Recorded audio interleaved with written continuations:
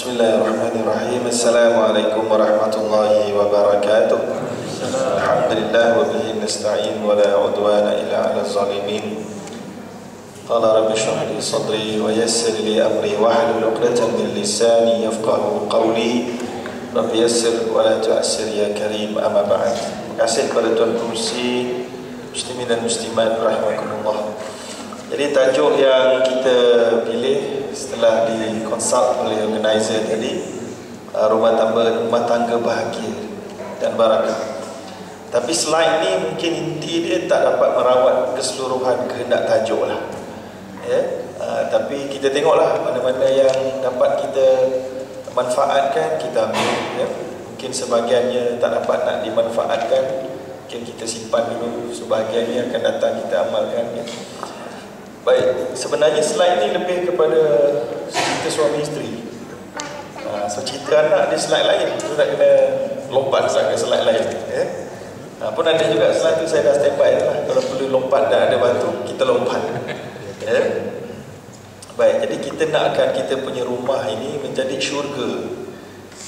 Macam yang kita dah sebutkan bahawa rumah tu besar, saiz dia adalah satu kelebihan, tapi luas dari sudut minda dan hati orang yang di dalam rumah itu pasti akan memberi kesan yang lebih banyak kepada ketenangan dan kebahagiaan dan rasa syurga. So, jadi syurga ni apa benda? Syurga ni kalau kita dapat fahami, tempat yang kita rasa sakinah wa mawaddah. Jadi mudah ceritanya, kalau kita contohnya habis program waktu malam, orang lelaki lah khususnya di luar rumah, agak-agak nak pergi makan dengan kawan-kawan dulu ke nak balik rumah, kan? Jadi kalau kita rasa tarikan untuk balik ke rumah itu kurang, itu belum cukup syurga lagi lah, belum cukup syurga lagi. Betul, maknanya kedai mamak adalah syurgaku. Contohnya kan, nak tengok bola dengan kawan-kawan, maka kehidupan dengan kawan-kawan tu adalah lebih dianggap menceriakan berbanding dengan individu yang ada di dalam rumah itu. Sebab tu kita jadikan indikator. Kalau betul-betul rumah kita adalah tempat yang kita rasa ceria dan bahagia, kita akan ada waktu kosong je, kita nak balik rumah, ya? Ada waktu kosong balik rumah. Kalau makan seorang-seorang kat luar ke makan kat rumah, baik makan kat rumah, ya? Jadi ini yang digendaki indikator kepada syurganya atau tidak syurganya. Dan syurga itu tempat nikmat. Nikmat ni asal perkataan dia nu'umah, lembut. Lembut macam angin sepoi-sepoi bahasa. Macam orang kata apa? Katak kalau dia pegang dekat satu batang pokok, satu ranting pokok, kena ribut kuat, dia tak jatuh lagi. Tapi kalau kena angin sepoi-sepoi bahasa, dia jatuh. Sebab apa? Sebab angin sepoi-sepoi bahasa walaupun tak kuat tapi lebih mencabar. Sebab dia menidurkan dan cukup enak, lembut je pukulan dia. Jadi pukulan lembut jangan underestimate, ya? Jadi kita nak cerita nikmat itu dia lembut. Sebab tu nikmat itu ada orang underestimate. Dia bila dia kena cabaran, oh ini kita tengah tercabar ni, kita kena sabar, kita kena solat. Tapi dapat nikmat, dia tak ingat itu cabaran, habis. Sedangkan Allah sebut dalam Quran, وَلَنَبْلُوكُمْ بِالشَّرِّ وَالْخَيْرِ فِتْنَةً وَإِلَيْنَا تُرْجَعُونَ. Kami akan uji kamu, hai manusia, dengan yang susah dan yang senang, kepada kami lah kamu akan dikembalikan. Dengan yang senang dan nikmat itu adalah ujian, ya? Dan ramai orang jatuh dalam ujian nikmat, sebagaimana ramai juga orang jatuh dalam ujian musibah. Jadi tuan-tuan yang bertugas di Oman ni, saya difahamkan tak ada income tax, betul tak? Nikmat semua. Kita kat Malaysia kami ada. JWSP pun ada, tuan-tuan JWSP pun tak ada. Duit cash simpan. Saya ingat saya pergi ke Bahrain dengan Dubai baru dalam 2-3 tahun lepas. Sampai orang di sana bertanya, dia kata, doktor boleh berjalan kat tempat tak mana kami nak melabur ni. Sebab apa? Kami ni banyak sangat cash, tak tahu nak letak mana. Soalan dia pengajar betul. Lebih tak tahu nak letak mana. Tadi dia bukan action, tapi betul-betul layak, kan?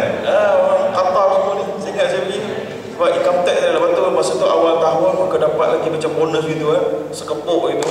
Kat mana letak yang halal ni? Kan? Oh, tu dia cabaran orang banyak duit, tak tahu nak letak mana. Ya, orang tak ada duit pun susah, tak tahu nak cari mana. Orang dah ada duit, tak tahu nak letak mana. Nak belanja rasa tak ada dah, cukup dah, rasa rumah semua cukup dah. Tapi bagi orang yang cukup, bagi orang yang tak cukup, tukarlah berapa banyak pun tak cukup juga. Jadi nikmat adalah satu ujian yang besar dan ramai orang jatuh kerananya. Baik, jadi dalam bab rumah tangga, asas rumah tangga adalah suami isteri. Asas rumah tangga adalah suami isteri, yang bakal menjadi ibu ayah selepas itu. Lalu kita kena mula daripada suami isteri lah. Di mana Allah SWT sebut, wa min ayatihi an khalaqa lakum min anfusikum azwaja.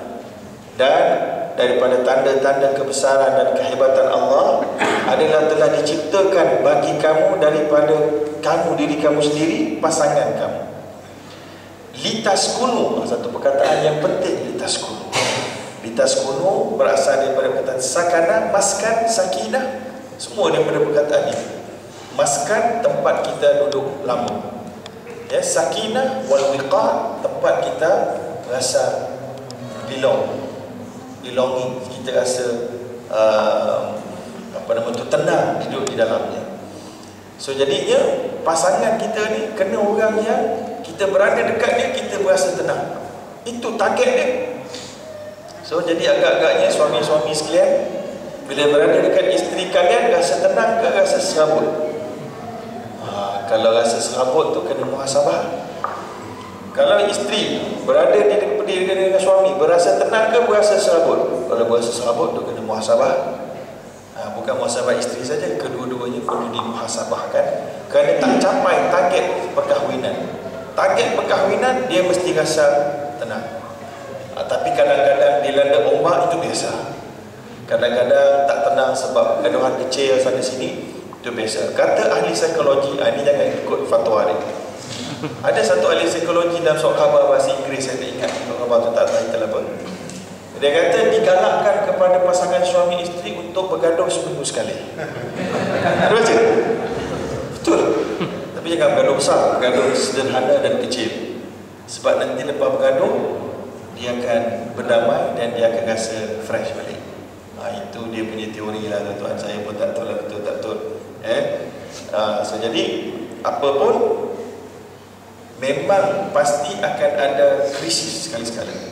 Baginda Nabi sebagai manusia yang paling baik dalam alam ini, dan isteri-isterinya adalah ummahatul mukminin, pun ada krisis. Kalau tuan-tuan baca krisis rumah tangga Nabi sebab isteri dia, kadang-kadang rasa gemetar juga lah.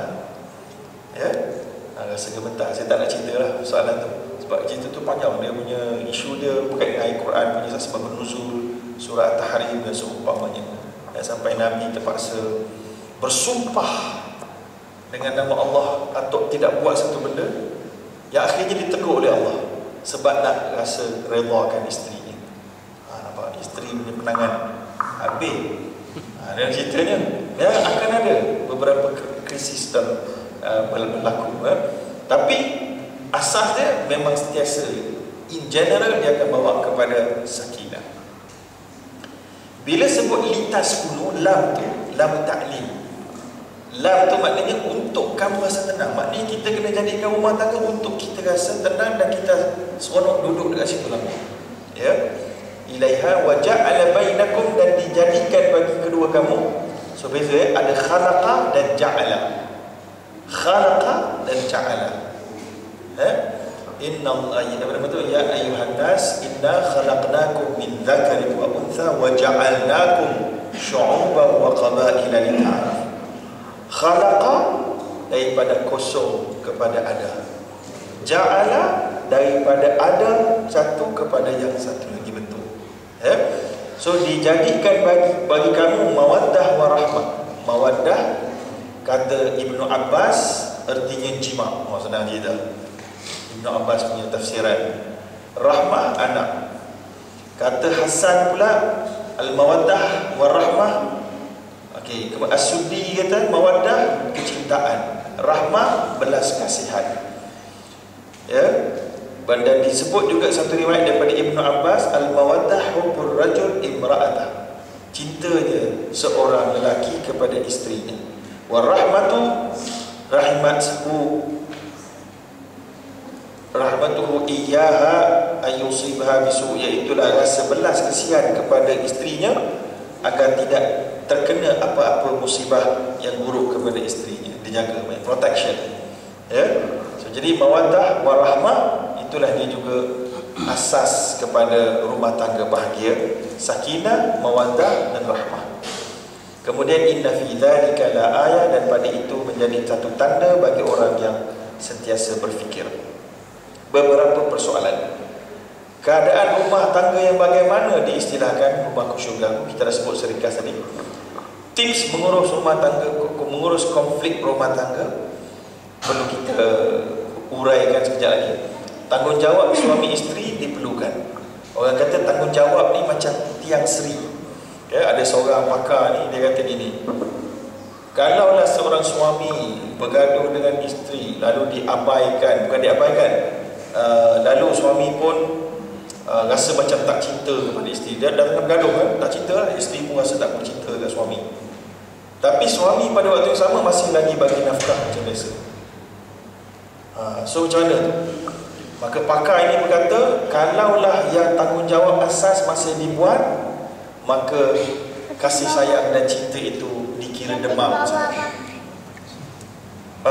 Demam yang akan kebah. Sebab tanggungjawab itu dia punya pillars. Bila pillars tu dijalankan, maka bunga-bunga dia, iaitulah kasih sayang, cinta, rindu, dia akan pulih insya-Allah. Tapi kalau krisis berlaku suami isteri sampai tanggungjawab suami dah tinggalkan, yang itu dapat gayanya kes berat. So nak tahu kes berat tak berat, tengok tanggungjawab ditinggalkan oleh suami atau isteri atau tidak. Kalau mula ditinggalkan, yang itu ada tanda-tanda kronik punya sakit. Kalau tak, dia masih lagi curable, ya, dan akan kembali balik rasa-rasa yang menarik itu. Baik, kemudian yang keempat, pengurusan rumah. Keharmonian rumah keluarga akan jadi syurga. Pengurusan kewangan, baik, saya lompat, saya tak perlu bagi semua, saya nak bagi pada benda-benda poin ini. Jadi memahami yang pertama, flashback kita perlu buat, memahami tujuan perkahwinan, ibadah kepada Allah, taqarrub kepada Allah. Ya. So jadi perkahwinan bukan untuk tak buat dosa. Ada orang kata, kan ni sudah kena kahwin ni, dia tak buat dosa. Tak betul. Ya. Orang kata ini mesti rumah tangga kita kahwin ni sebab dah sampai tahap wajib ni, kita tak buat maksiat. Dah. Tahap kalau takut buat maksiat, kalau kahwin pun masih boleh buat maksiat ni. Ya, jadi perkahwinan bukan hanya untuk menutup nafsu seksual, bukan. Itu hanyalah salah satu cabang dia sahaja. Yang lebih penting untuk beribadah kepada Allah. Sebab itu kena tune dulu. Sebab itu kita lihat ada orang yang dianggap kahwin itu boleh menyelamatkan dia daripada zina, tapi akhirnya bila berkahwin dia berzina juga. Saya dapat banyak soalan-soalan ni pasal pasangan-pasangan yang dah berkahwin berzina sana sini. Banyak macam-macam background yang tak larat kita nak cerita dan uraikan. Macam-macam suasana dan keadaan.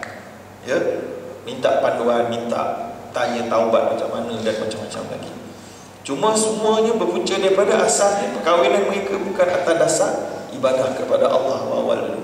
Nak tutup nafsu, kononnya rupanya nafsu keterusan bila dah kahwin. Ya. Baik. Khususnya pula syaitan punya perangkap sentiasa ada. Sampai kan ada beberapa orang pakar punya kajian, dalam kajian-kajian mereka berkata begini. Satu, pakar tu kadang-kadang doktor pakar, kadang-kadang doktor, bagi perempuan yang mengandungkan anak secara luar nikah, ini doktor perubatan cakap kat saya ni, yang banyak handle wanita bersalin, dia kata tak tahulah sebab apa. Dia kata perempuan yang berzina lalu mengandung dan bersalin, dia bersalin dengan tak berapa sakit berbanding perempuan yang berkahwin, mengandung, bersalin secara halal. Faham? Sebab tu kita baca ada wanita yang berzina, mengandungkan anak dan bersalin dalam tandas. Tuan boleh imagine bersalin dalam tandas. Senang dia keluar. Yang perempuan biasa yang nikah halal ni 1 cm, 2 cm, 3 cm, 4 cm. Tak berapa jam yang tunggu dah. Suami pun dah 1 kotak rokok habis. Ada suami tak, kalau tak ada rokok dia tengok darah, dia pingsan kat situ. Okey. Punyalah susah. Tapi yang budak-budak remaja ni dalam tandas pun keluar. La ilaha illallah. Apa cerita ni? Syaitan punya penangan. Yang kedua, mengikut pakar-pakar yang jaga budak-budak bermasalah di Raudhatus Sakinah dan lain-lain. Ada interview yang mereka buat sebelum mereka kahwin. Mereka telah pun terlanjur, kemudian dah berkahwin sekarang.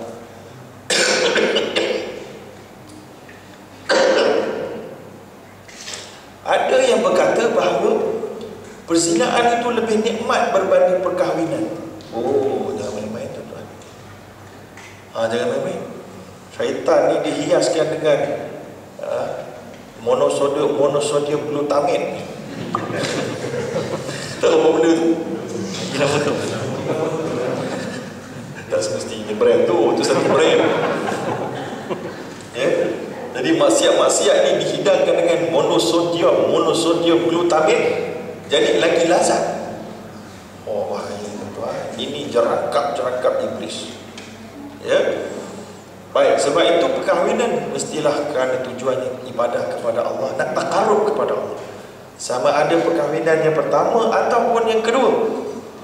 Yang kedua tu bukan mesti poligami. Suami mati ke, isteri mati ke, cerai ke. Betul tak?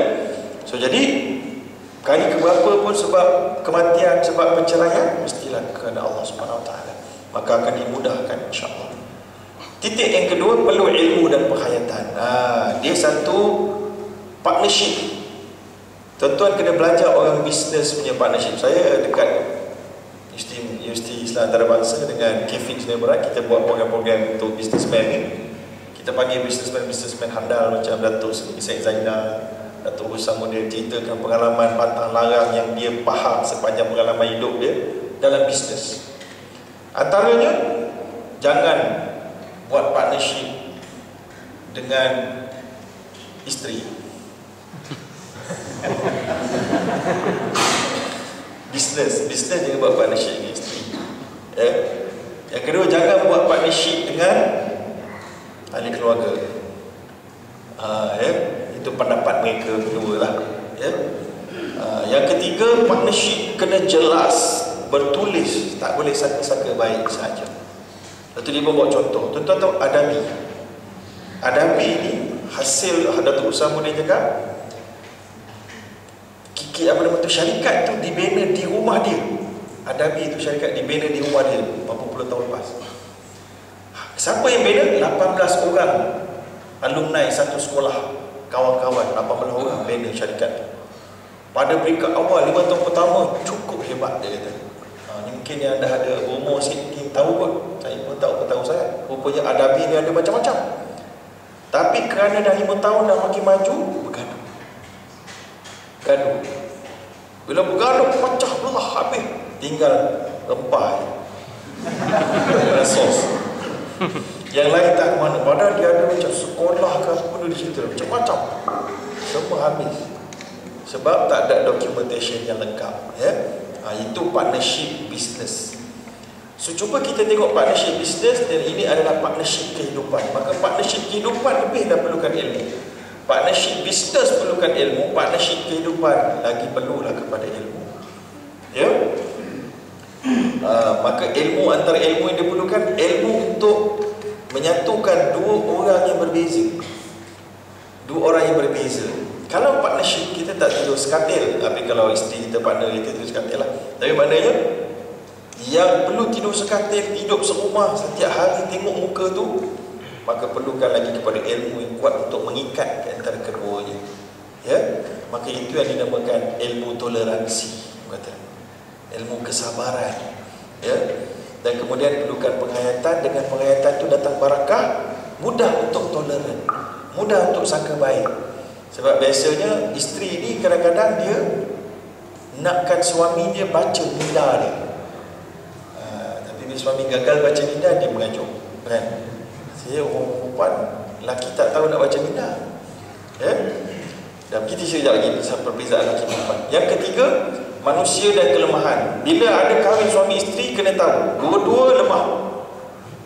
Jangan duk expect suami kamu tu macam gini hebat dia, hampir-hampir macam Rasulullah, bawah sikit. Tak. Isteri kamu bukan Siti Khadijah, ada kelemahan dia, maka dia perlu membantu untuk kekuatan itu. Kemudian hak dan peranan. Jangan hanya minta hak kita ditunaikan, tapi lebih fikirkan macam mana nak berperanan. Kalau kita hanya fikir hak kita, hak aku ni, hak aku patutnya ni, maka kita akan cepat stres dan akan sentiasa negatif. Kerana sentiasa memikir apa yang kita patut dapat, kita belum dapat. Tapi kalau kita beri banyak peranan, kita lebih berperanan, maka insya-Allah what you give, you will get back better, insya-Allah. Dan kemudian peranan tujuan juga membina masyarakat harmoni, iaitu melalui anak kita dan kita sendiri.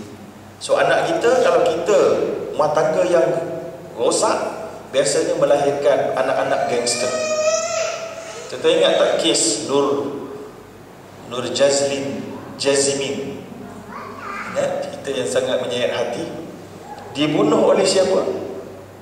Oleh lelaki. Manusia ke tidak? Manusia.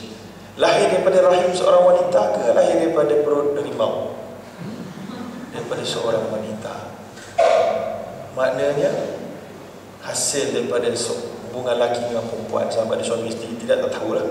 Tapi nak cerita bahawa kebanyakan statistik yang dikeluarkan, anak-anak yang bermasalah hasil rumah tangga yang bermasalah. Hasil rumah tangga yang bermasalah. Rumah tangga yang kurang masalah, kurang masalah. So jadi sebab itu, jangan kita ingat anak-anak kita tidak melihat kita, dia sentiasa melihat kita sebagai contoh. Bergaduh banyak kita depan dia akan boleh jadi kaki gaduh juga. Bapak pukul mak, dia akan pukul junior dia kat sekolah. So jadi ini dapat saham kita ni. Jadi kena hati-hati tuan-tuan. Baik, kemudian kita bila kahwin saja, orang akan baca doa ni. Barakallahu laka wa barakallahu alayka wa jama'a bainakuma fil khair.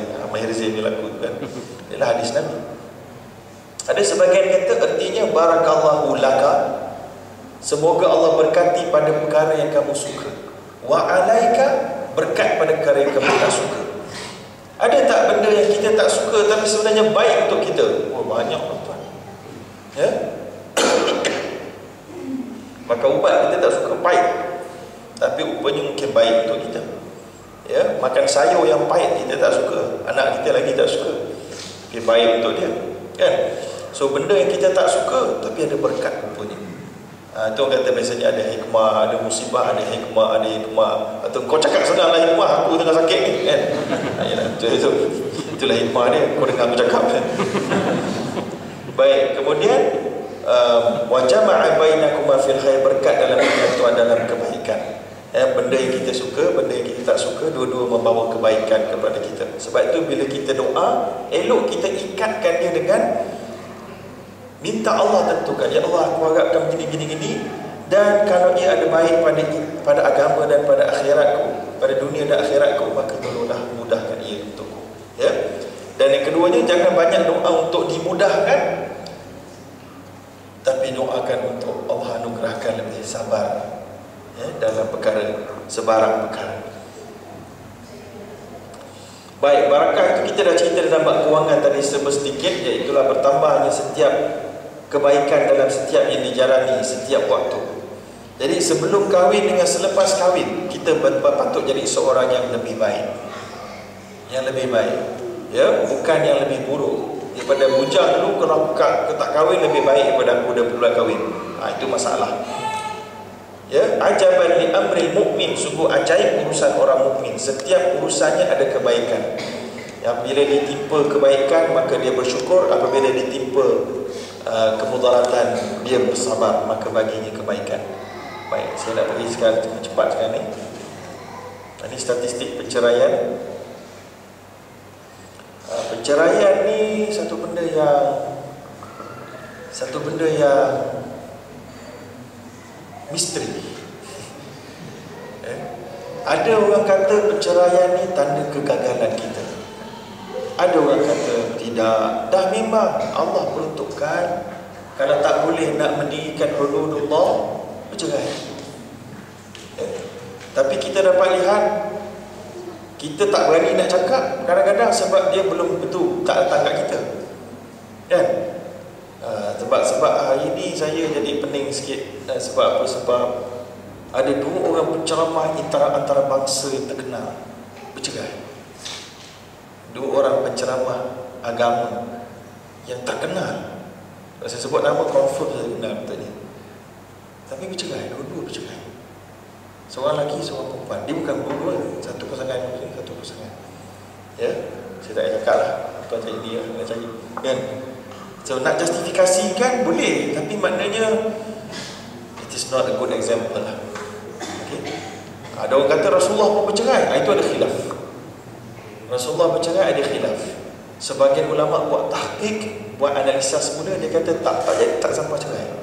Rasulullah boykot saja sekejap isterinya 40 hari. 40 hari Rasulullah boykot. Siapa sebab? Dalam riwayat ni penyebab dia adalah Hafsah dan Aisyah, dan juga dalam riwayat kitab isteri-isteri Nabi ada dua tim. Tim A dan tim B. Tim A adalah Aisyah, Hafsah, apa lagi?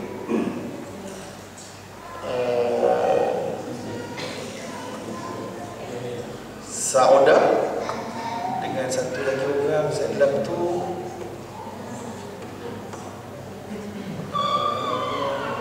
Zainab tu sebenarnya. Ni tim muda-muda. Agak muda-muda, tim dynamic sikit. Dia satu tim lagi, tim yang cool. So tim ini dia ada sikit cemburu kat tim ni. So jadi dia adalah kan, seperti gitulah. So, jadi ada perancangan-perancangan yang tim ni buat sesama dia. Contohnya Rasulullah minum, bukan Zainab, tim sana. Rasulullah makan madu setiap pagi dekat rumah Zainab. Rasulullah suka madu ni campuran dekat rumah Zainab. Maka tim ni tak puas hati. Kata Rasulullah balik nanti kita planning sikit. Macam apa nak buat? Kita cakap baru suah. Baru suah. Maka Rasulullah balik ke rumah. Aisyah, Hafsah cakap, bau busuk ni. Makan, ada setengah nama benda tu, ada setengah makanan yang baru dibusuk. Adakah kamu makan ini? Allah kata, tak, aku makan madu daripada rumah saya kan. Rasulullah pun rasa down sikit lah. Terus Rasulullah pergi rumah sama lagi. Aku cakap, apa bau busuk ni? Rasulullah pun bersumpah, demi Allah aku takkan makan benda ni. Maka Allah tegur dalam Quran, tak boleh bersumpah untuk mendapat mardat zaujat. Apa tu? Plan dan berjaya. Okey, main tu. Okey, sejak Nabi boykot sebab geng-geng ni, Nabi boykot 40 hari. Maka pada hari yang ke-40 itu Umar Al-Khattab yang tolong nak jadi marah anak dia. Umar Al-Khattab punya anak dia Hafsah marah. Masuk cukup. Lepas pergi cari Rasulullah. Nampak Rasulullah tengah baring di rumah yang sungguh sempoi. Rasulullah tengah baring, tak pakai baju, atas tikar lembek macam getah gitu. Bukan getah, ada macam apa, ipah gitu, bongkong lama. Umar masuk, Rasulullah bangun, nampak belakang Rasulullah apa nama? Berbekas. Kemudian Umar pun tengok dekat sebelah dinding sana ada apa? Ada kulit binatang yang belum disamak. Samak tu bukan kulit babi, samak tu maksudnya belum dubil, belum dibasuh. Tu ada sikit koma tu, taman ada 2-3 biji sana. Maka Umar pun kata, ya Allah, ya Rasulullah, aku dah pergi tengok macam mana kekayaan orang Rom dan Parsi, dan kau adalah pemimpin. Bukankah boleh kau berdoa agar dapat apa yang mereka dapat? Ya, maka Umar menangis. Maka Umar kata, wahai Ibn Khattab, biarkanlah mereka, ya, adakah engkau reda bahawa dunia adalah untuk mereka sedang akhirat adalah untuk kita? Tuan-tuan, itu cerita dia panjang sampai ke situ.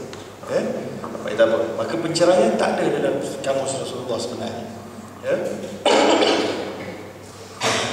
Baik, tapi kalaulah sampai tak boleh untuk mendirikan agama dalam rumah tangga tu, diharuskan untuk bercerai. Ya. Dan kalau dizalimi maka wajib untuk bercerai. Ada orang dia berubah sebelum kahwin, masa baru kahwin dan dah lama kahwin dia berubah, membawa mudarat, maka boleh bercerai. Baik, kata JAKIM setiap 15 minit satu perceraian di Malaysia pasangan Islam. 15 minit satu, 15 minit satu. Kan? 3 pasangan bercerai setiap jam di Malaysia.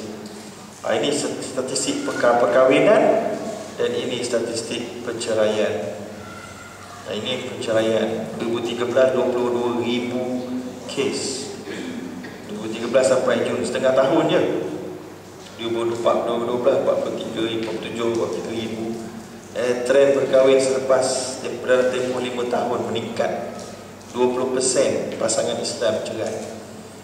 Baik, ini kita sekarang kita nak pergi yang inilah, mudah, senang sikit saya cerita beberapa tips ataupun faktor-faktor untuk keluarga bahagia. Yang pertama, susah saya nak ijaz ni. Malam tadi cerita pasal akidah, lepas tu cerita pasal kewangan, dan pasal rumah tangga pula. Macam-macam hack saya nak pakai ni, susah sikit. Dia kena menghayati sikit, dia lambat sikit dia punya angin ni. Tips rumah tangga yang pertama, kita kena cakap pada pasangan kita dan dalam hati kita, pasangan kita, engkau terbaik untukku. Itu dia pertama. Dalam poin itu adalah kenali yang baik dan hargai dan bina perasaan. Kumpulkan yang baik-baik pasal tentang pasangan kita dan selalulah ulangkan itu di dalam minda dan hati kita. InsyaAllah rumah tangga akan jadi lebih sakinah. Dan bukan tengok yang buruk-buruk, yang busuk-busuk, kita duk fikir pasal dia. Ya? Dan hargai dan bina perasaan. Rasa respect di antara satu sama lain. Dan respect tak boleh dipaksa. Hormat tak boleh dipaksa. Aku suami, kau kena hormat pada aku, tak boleh paksa. Dia kena gain, dia bukan by force. Ya? Yang kedua, bermula dengan dari hati niat yang berbeza, menumbuhkan cara pandang yang berbeza, memberi kesan yang berbeza juga pada perasaan dan jiwa. Ya? So hati kita, kalau kita dekat dengan Allah SWT, maka apa yang cara kita lihat pada pasangan kita, kita akan tengok dia cara yang lebih diberkati. Kalau kita ni seorang, contohnya gini, kalau kita seorang pengagum kecantikan, kita akan mudah jatuh cinta pada orang cantik. Faham? Kalau kita pengagum kepada ilmu, kita akan jatuh cinta pada orang berilmu. Ya? Jadi ini masalahnya. Kalau kita telah pun mengagumi dunia dan di luar sana penuh dengan macam-macam ragam, maka dalam rumah juga kita akan tengok isteri kita ikut neraca dunia dan kecantikan dunia. Ya? Kita akan tengok isteri kita mengikut neraca model Hollywood. Maka isteri kita berada di tangga yang tak berapa ribu berbanding mereka. Padahal semua yang ditayangkan di Hollywood dalam majalah, kebanyakannya atau hampir semua adalah semuanya super impose lah, apalah, ubah macam-macam. Ya, telah ditunjukkan bagaimana solidkan itu mengubah daripada rupa macam ni sampai rupa macam ni. Rupanya kita menghadapi krisis memahami hakikat dunia ni. Sebab banyak sangat yang tipu. Kita dah anggap yang tipu tu betul, dan isteri kita di bawah par, suami kita di bawah par. Sebab apa? Kita dah tengok yang majalah ni, macam orang biasa makan, sesuai lagi, macam orang biasa makan dengan bersulamkan monosodium glutamate tadi. Itulah yang enak pada lidah dia. Bila dia makan yang tak ada monosodium glutamate, dia rasa tak sedap. Padahal monosodium glutamate tu satu penipuan. Penipuan kat mana? Dia buat cara yang tak normal. Dia telah rangsang dari rasa kita, lidah kita secara tak normal sampai kita anggap benda ni sedap. Padahal dia tak sesedap itu. Sebab itulah kalau betul-betul master chef, kita tak payah pakai benda ni pun sedap, kan? Maka itu keadaan yang berlaku pada jiwa kita bila kita tengok wanita-wanita yang bersolek, make up semua sekali ni, khususnya artis-artis barat semua sekali ni, kita anggap mereka itulah benchmark cantik. Maka kita tersalah melihat. Maka pada ketika itu cara pandang kita pada isteri, pada suami berbeza. Yang keseterusnya, jangan bandingkan pasangan dengan orang lain. Jangan bandingkan pasangan kita. Tengok ustaz tu, kalau suami aku macam ustaz kan bagus, kan? Kalau isteri aku macam ustazah kan bagus. Kalau isteri aku macam datuk tu kan bagus. Kalau suami aku macam itu. Jangan duk banding-bandingkan. Dia itu bagus pada tempat dia. Kalau dia jadi suami kamu, dia belum tahu bagus. Kamu kenal dia dalam televisyen contohnya, kamu tak tahu dia dekat rumah macam mana. So jangan duk banding, betul lembut, betul lah penceramah motivasi dia punya. Dia ni memang hebat, rumah tangga ni mesti aman damai. Tak semestinya, tuan. Saya ada juga beberapa orang motivator yang rapat dengan saya dulu, sangat hebat memberi motivasi dalam bab korporat, ya? Tapi saya sangat rapat dengan pekerja-pekerja ni. Pekerja-pekerja ni, malah saya pernah selalu juga berada di pejabatnya satu ketika dah, ya? Tapi dia dengan pekerjanya sangat jauh. Pekerjanya tak menyukainya di belakang dia.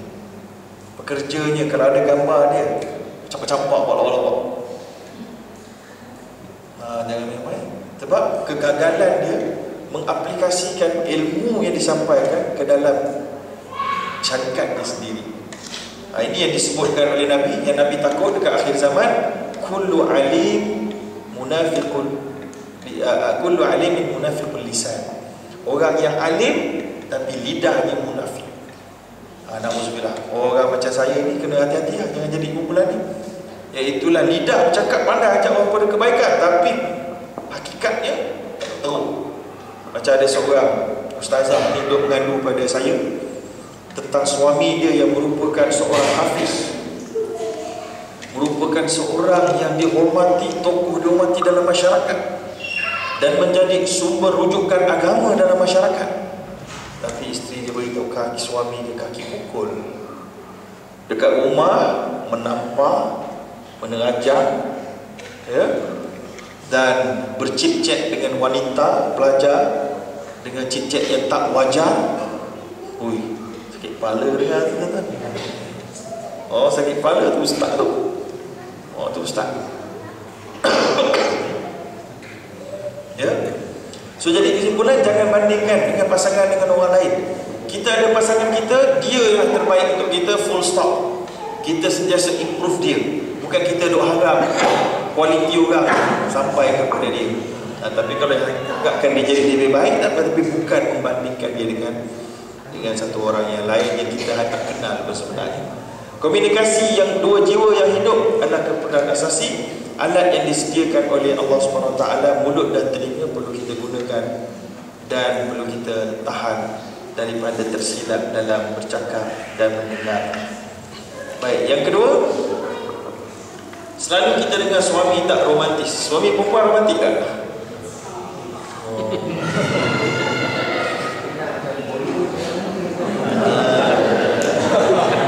Romantis itu kena redefine.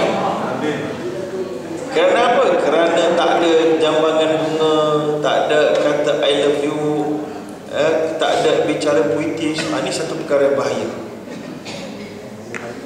Mengikut kajian pakar lagi, macam betul lah Gamzah pula, si pakar je.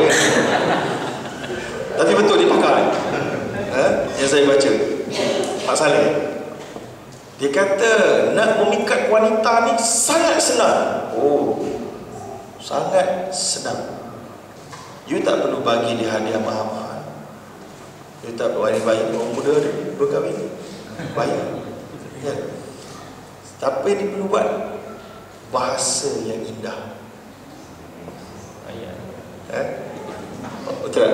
Dia tak tahu kelemahan tu. Cuba cakap dengan isteri balik ni, sayang, setiap kali abang tengok matahari teringat wajah sayang, melihat bulan teringat senyumanmu, bila angin meniup di pipi teringat belayan-belayan tanganmu yang indah. Cair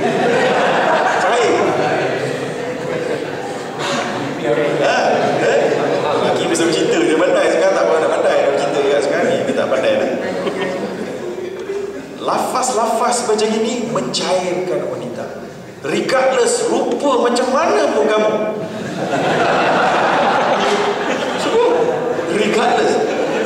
Regardless macam mana pun rupa seorang lelaki tu, dapat macam ni, cair perempuan, cair.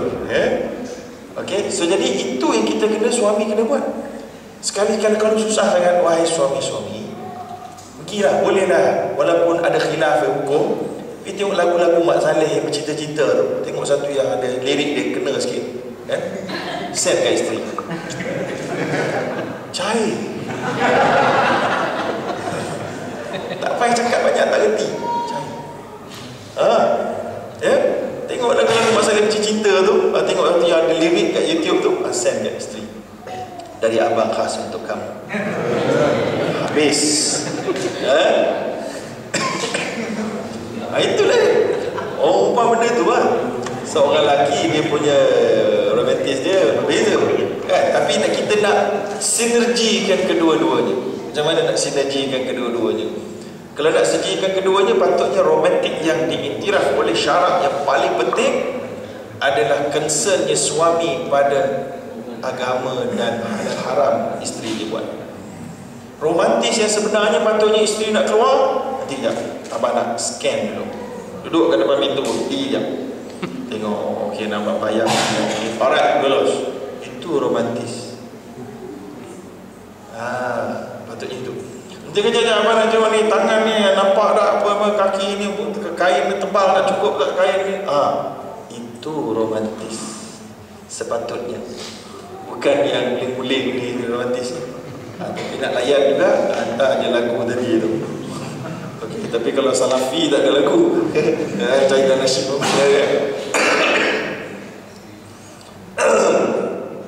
baik, itu romantis. Kemudian kalkulator cinta, tu dia. Oh, tak kena tajuk ni. Benar nak adjust. Saya buat sebenarnya, tapi saya tak mengerti. Baik, bukan tak mengerti apa, maknanya nak menyampaikan, ya. Mengerti, saya buat biasa. Baik. Boleh tak wanita dia ada kalkulator cinta tu?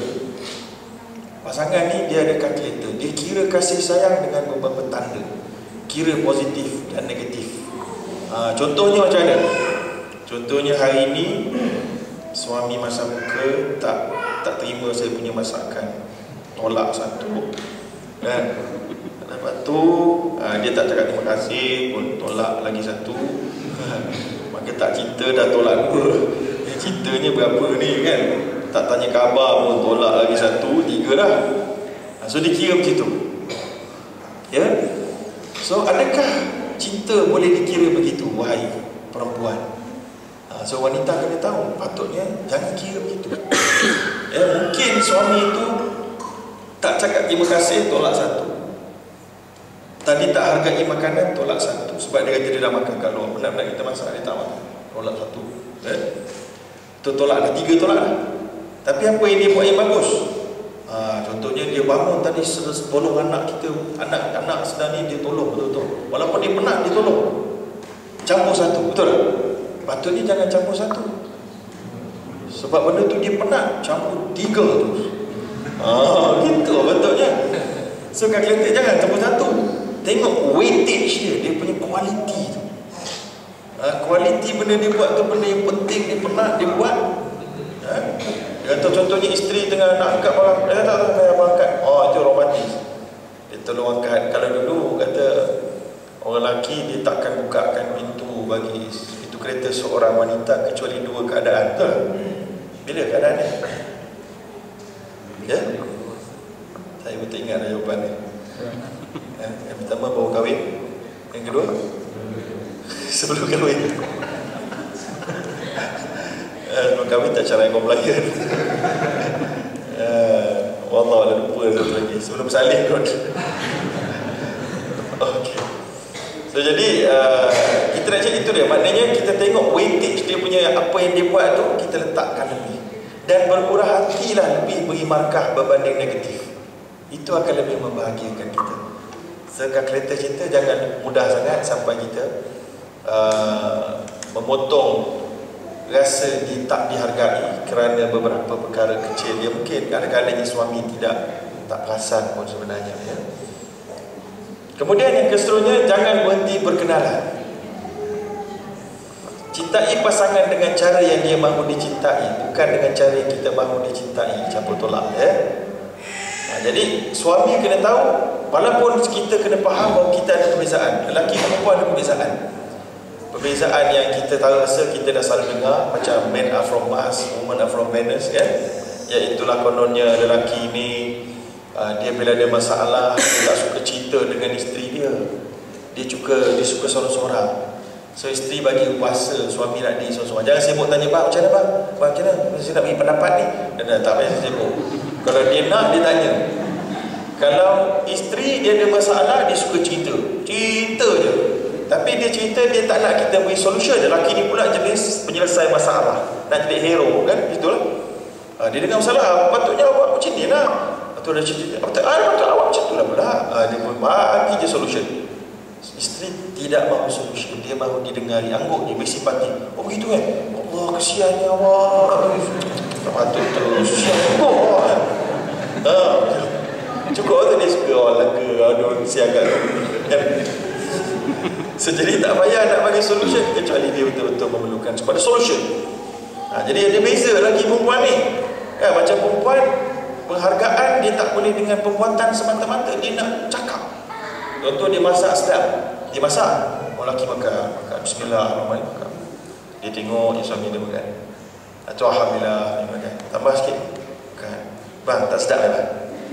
Itu pertanyaan dia kan. Tak sedap. Perempuan dia suka nafi isbat. Dia suka nafi isbat. Tahap pujian yang tertinggi, nafi isbat nama dia. Macam la ilaha illallah, tiada Tuhan, dia nafikan semua Tuhan kecuali Allah. Maka dia punya pensabitan tu lagi kuat. Kalau kata Tuhan hanyalah Allah, tak apa kuat. Tapi tiada Tuhan kecuali Allah. So perempuan suka yang jadi gitu.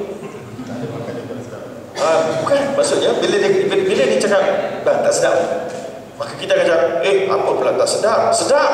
Oh tu. Maknanya kita menafikan tak sedap dan kita mensabitkan sedap.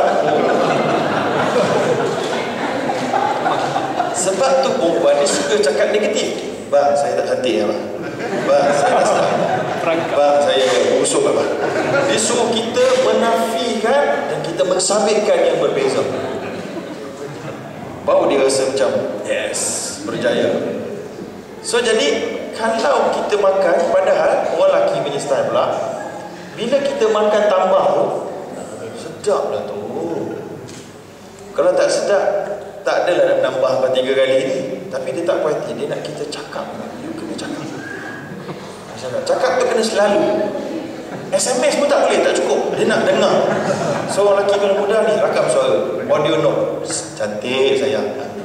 Nanti malam tak? Sayang, cantik sayang. Senang sikit. Senang. Sebab dia nak dengar selalu. Orang lelaki dia tak suka selalu sebab bagi dia ada falsafah tersendiri. Falsafah dia kalau ulang selalu sangat, tawa lagi, tawa. Orang tak ada tawa, dia sentiasa manis. Berapa juta kali pun manis juga, tak apa. Dan dia tak keruan kalau dia tak dengar suami dia cakap dia sayang. Sebab tu dia tanya, abang sayang saya tak? Abang sayang saya tak? Banyak kali dia abang tak sayang saya. Nabi isbat tu. Baik. So jadi jangan berhenti berkenalan dengan tabiat isteri ini. Dan dijadikan cara berkenalan tu menarik. Ada kalanya dah lama kahwin, dah 15 tahun, 20 tahun, duduk bersama, tak ada benda cerita. Duduk kat restoran, masing-masing tengok Facebook, sembang. Sembang kat Facebook, sembang kat WhatsApp. Kalau itu berlaku, hantar WhatsApp kat suami. Dekat meja makan tapi sembang, depan tapi sembang kat WhatsApp. Boleh tak juga? Daripada sembang orang lain, sembang kat WhatsApp. Jadi jangan berhenti berkenalan. Kerana masa kahwin, suami suka tom yam. 10 tahun kahwin, asyik tom yam ni, suami muak tom yam. Tak mau tom yam dah. Nak pataya pula. Belajarlah pataya, masak nasi pataya, nasi goreng pataya. Lepas tu tak mau pataya pula dah, nak ambil kari pula dah. Jangan berhenti berkenalan. Jangan anggap dia tak ada update, dia macam tu je lah. Ada dulu macam tu, sekarang macam ni. Itu belum cerita pasal dia sakit dulu, tak ada gout, sekarang ada gout, tak boleh dah masak seafood, kan? Itu satu hal kan. Biar perubahan masa, tempat menyebabkan ramai-ramai berubah. Cinta pada awal perkahwinan masih muda dan belum diuji. Ini ada satu lagi falsafah ataupun satu teori yang disebutkan. Orang yang baru berkahwin, jangan rasa happy setiap kali happy, maknanya jangan overestimate. Dan jangan underestimate masalah yang mungkin akan berlaku. Macam ada orang yang baru kahwin, dia dapat anak. Contohnya dia kata, ya anak saya best lah. Dia dengar azan, dia dengar senyap. Kita baca Quran, dia pun duduk depan, suka Quran. Orang baru dapat anak macam tu kan sekarang. Anak masa setahun dia, ya anak saya ni soleh, dia nampak gaya ni solehan. Bagus dia tu. Tapi anak tu berubah. Tu tahun pertama, anak tu umur 2 tahun, azan dia duduk benda lain. Dia tak ada senyap dah. So jadi jangan kita pun kecewa. Allah, masa tahun pertama dia mengazan senyap, sekarang ni tak ada mengazan pun tak suka dah. Buka Quran dulu suka, sekarang ni dengar lagu Gangnam Style pula ni suka. Manusia budak-budak berubah, dia dalam proses. So jadi jangan seronok sangat, jangan kecewa sangat dengan perubahan. Tapi jangan berhenti berkenalan dengan anak dan jangan berhenti berkenalan dengan pasangan. Bersedia menerima kejutan dalam perhubungan. Jangan berhenti berkenalan juga. Ada kadang-kadang kejutan-kejutan yang tidak enak, yang tidak kita sukai. Kejutan dia sakit contohnya, kejutan dia aksiden contohnya, kejutan dia kahwin lagi contohnya. Raya apa? Kejutan ada orang ketiga, itu kejutan yang tak bagus lah. Tapi maknanya kena sentiasa ready untuk keadaan-keadaan yang boleh ada kalanya membawa perpisahan. So, jadi persediaan minum kejutan ni sentiasa perlu difikirkan. Yang seterusnya, mata melihat daripada mana dan kisah cermin. Baik, mata kita melihat daripada hati, bukan daripada mata kita. Sebab itu bila hati itu bersih, kita akan melihat sesuatu dengan mengampunkan. Kalau kita membawa manusia ini kepada Allah SWT, kita akan tahu manusia ini ada kelemahan. So kita akan lebih mudah mengampunkan. Sebab itu Nabi pun ajar kita, kalau kamu orang mukmin, dia kalau tak suka pada isteri dia satu perkara, dia akan lihat pada yang dia suka dan dia akan lupa yang dia tak suka. So itu cara yang Nabi ajar. Yang keduanya, bila kita tak suka pada pasangan kita satu perkara, kita kena lihat diri kita dulu. Ada kala kita yang salah menyebabkan kita salah pandang. Contohnya ada kisah cermin yang saya tulis di situ. Kisah cermin antara jiran. Saya rasa mungkin tuan-tuan dah pernah dengar kisah ni. Iaitulah jiran ni, suami isteri. Dia tengok pasangan dekat sebelah tu sidai baju. Dia kata kepada suami dia, kata bang, dia tengok orang sebelah kita basuh baju pun tak pernah bersih. Kotor sidai apa, lepas sabun dia basuh. Tak macam mana lah kan. Beberapa hari macam itu, 3-4 hari asyik duk mengutuk jiran sebelah je.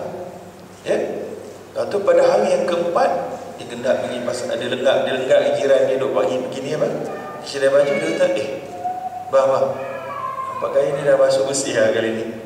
Tak, abang dia kata sebenarnya bukan dia basuh bersih, dah lama dah dia bersih. Semua sebenarnya cermin kita yang kotor. Saya tak lah. Sebab tu nampak baju orang satu kotor, cermin kita yang kotor. So itu yang berlaku tuan-tuan. Kadang-kadang kita nampak orang lain yang salah, rupanya kita yang bermasalah. So kita rasa isteri kita yang bermasalah, rupanya kita yang bermasalah. Kita tak solat dengan bagus contohnya. ataupun kita ada pikiran-pikiran yang tak bagus, maka kita punya perspektif terhalang dengan cermin-cermin yang kotor. Ya. Baik. Kisah yang kedua, kisah aib suami dekat jenazah. Cerita tahu cerita ni? Tak tahu? Kita cerita kan? Dia asal, saya tak tahu asal usul cerita ni, tapi saya dapat tahu daripada dua sumber. Saya tak tahu mana satu yang lebih original. Tapi kita ambil pengajaran je lah, pengajaran. Cerita dia gini, ada seorang perempuan bukan Islam. Dia sedang majlis menghormati penghormatan terakhir suami dia punya jenazah. Masa tu suami jenazah ada kat depan. Bukan Islam lah. So kawan-kawan yang datang semua memberi penghormatan terakhir. Kemudian dia beri ucapan. Bila dia beri ucapan, dia pun sebut, dia kata, aku nak cerita banyak-banyak ni, korang semua puji suami aku. Aku nak cerita satu benda di dalam bilik. Oh, masa sebenarnya apa benda ni, isteri ni? Suami meninggal, nak cerita benda di bilik. Dia kata begini, dia kata suami aku ni orang yang kuat berdengkur. Oh, sebenarnya apa dengkur untuk suami kan? Dan dia punya dengkur tu sangat kuat. Sampai kadang-kadang dia berdengkur, dia terperanjat dengan dengkuran dia terbangun. Dia kata, apa tu? Maka ketika tu saya pun backing dia kata. Saya pun backing dia kata, bukan bang, tadi ada kucing. Gitulah. Ya. So, jadi bila itu berlaku, orang semua pelik, apa duk kutuk suami ni? Tak begitu lagi. Maka bila dia cerita macam tu, dia pun kata sebenarnya bila dia hidup, bila setiap malam dia tidur bersama saya dengar dengkuran dia, saya daripada terganggu sampai tidak lagi rasa terganggu sebab dah lari. Tapi saya merasakan sangat bila dia meninggal, dia kata, ya. Setiap kali saya tidur, saya selalu mendengar dengkuran itu. Tapi sejak bermula kematian, saya tidak lagi mendengar apa-apa dengkuran itu. So, jadi dia kata dia sangat terusik dan sangat rindukan dengkuran itu. Macam perempuan sedih. Sebab apa? Kalau dia pun sebut, dia kata kesimpulannya, itulah rumah tangga kita. Kita selalu harap yang perfect dalam rumah tangga. Konon yang perfect itu mengikat kita, tanpa kita sedari rupa-rupanya imperfect itulah yang perfect. Benda imperfection itulah yang kita ingati. Itulah manusia. Kadang-kadang benda yang tak perfect itulah yang kita ingat, yang kita kenal, yang kita rasa terusik, kita rasa masuk dalam memori kita. Betul tak? Ya, suami punya suara teruk ke, ataupun isteri punya ni teruk bau, suami teruk ke, itulah yang kadang-kadang kita ingat. Ya, itu satu cerita. Ada satu lagi cerita yang saya tak tahu mana satu lebih original, yang lebih kasar lah. Yang itu tak kasar sangat. Yang lebih kasar saya dengar, suami dia selalu terkentut pada waktu malam. Kuat sangat kentut waktu bangun. Saya tak tahu mana satu yang sahih. Sanad yang sahih saya tak pasti. Tapi saya cerita yang lebih kurang ekstrim lah. Berdengkur punya cerita. Tapi itulah dia cerita aib suami. Aib yang kita rasa aib, tapi bila dia tiada, kita anggap dia satu memori. Ya, satu memori. Baik, sebab apa? Sebab yang aib inilah satu benda luar biasa. Sebab kalau biasa-biasa kita dah lupa, maka yang luar biasa itulah yang kita ingat. Maka buatlah benda-benda luar biasa ini dalam rumah tangga, maka dia ceria. Dia akan jadi qurratu ain. Jadi macam baby. Suami ni biasanya macam baby kan dengan isteri dia. Jadilah macam baby sekali dengan isteri. Main selimut-selimut ke. Isteri you pergi jalan, suami isteri pening kepala, ingat. Begitu juga dengan isteri. Maka tindakan-tindakan yang lucu inilah yang menjadi sesuatu yang mengikat sebenarnya. Okey? Baik, kemudian cinta suami isteri bersyarat atau tanpa syarat? Orang kata cinta ibu kepada anak tanpa syarat. Cinta suami isteri bersyarat ke tak bersyarat? Bersyarat tak? Oh, hebat orang mulia.